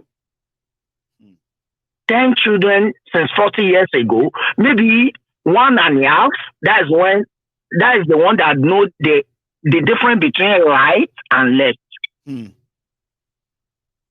Because the knowledge is not there. It's not. Because the education is not there. That's number two. So number three now is that we need to put more work on this education of our people. Orientation, reorientation, enlightenment, and all of that requires so much. Yes. And God will be with us. That is how I will end it tonight. I appreciate you so much, sir. Precise, concise, and straight to it. Thank you so much. And that is where we're going to draw the curtains tonight. For everybody who participated in this, I want to say thank you. Right, to the platforms whose content we indeed borrowed to pass this message here tonight. We say thank you to them as well. Channels, Television, Arise, Symphony, and then others. Sorry if I can't remember. Okay, AIT as well. Thank you. And to my super chatters, brethren in the Temple of Truth, the callers, everybody who participated in this, a lot of us. I want to say thank you. We have done tonight.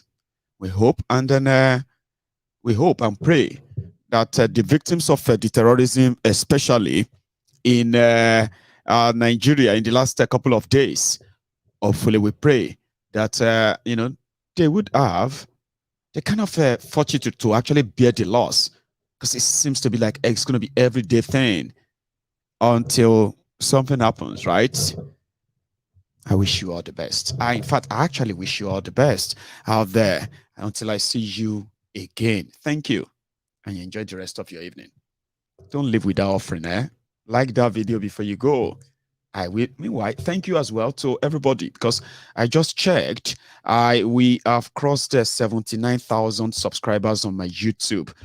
Come on, if you're watching me on Facebook, go onto my YouTube channel, subscribe in there, add the number.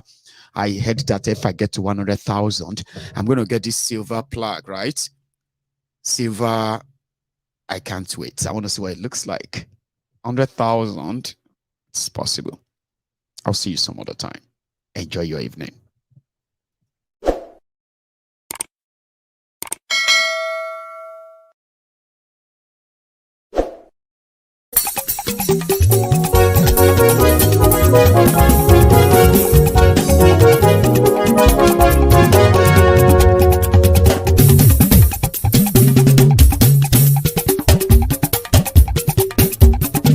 Maiyegun làwa mọ̀ làmọ̀ tó dòdòdò.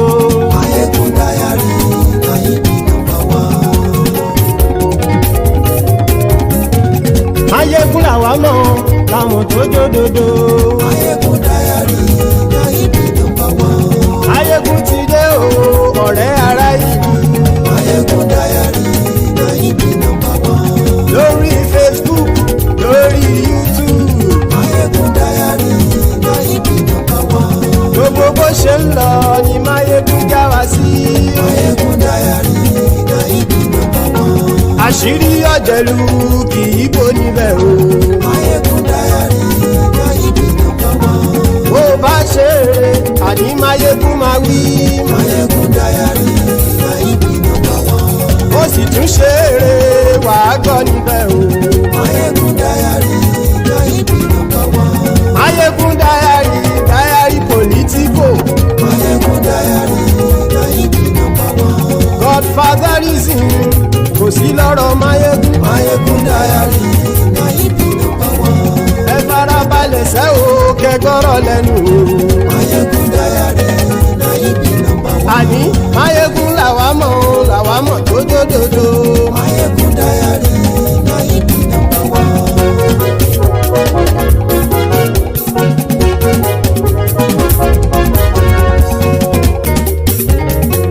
Àní ẹ̀sùn ràkì.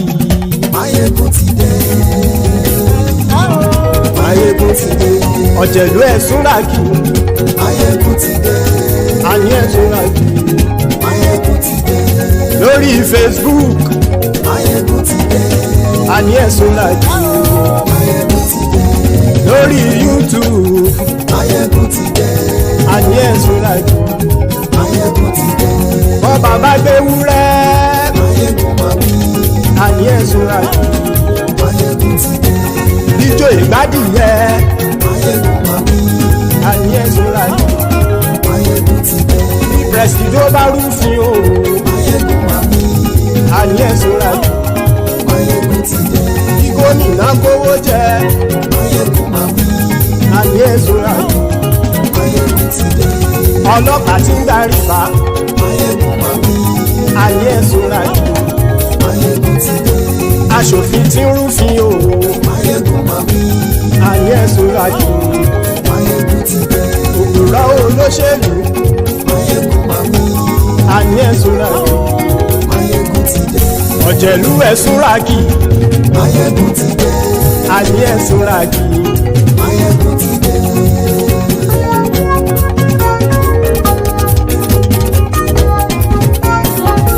Maiyegun ti dé. Gbogbo ọ̀jẹ̀lú ẹ̀sùn ràkì.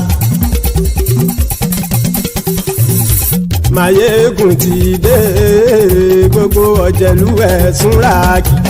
ṣùgbọ́n ní bá ti ṣe èyí tó yẹ kí wọ́n ṣe ọmọ bá dèrò ní fi wọ́n níran o. Maiyegun ti dé gbogbo ọ̀jẹ̀lú ẹ̀ súnra kí. Maiyegun ti dé gbogbo ọ̀jẹ̀lú ẹ̀ súnra kí. ṣùgbọ́n ní bá ti ṣe èyí tó yẹ kí wọ́n ṣe ọmọ bá dèrò ní fi wọ́n níran. Wọ́n fowó bẹ́ẹ̀ o Maiyegun ó sọ pé wọ́n ò fẹ́ bẹ́ẹ̀.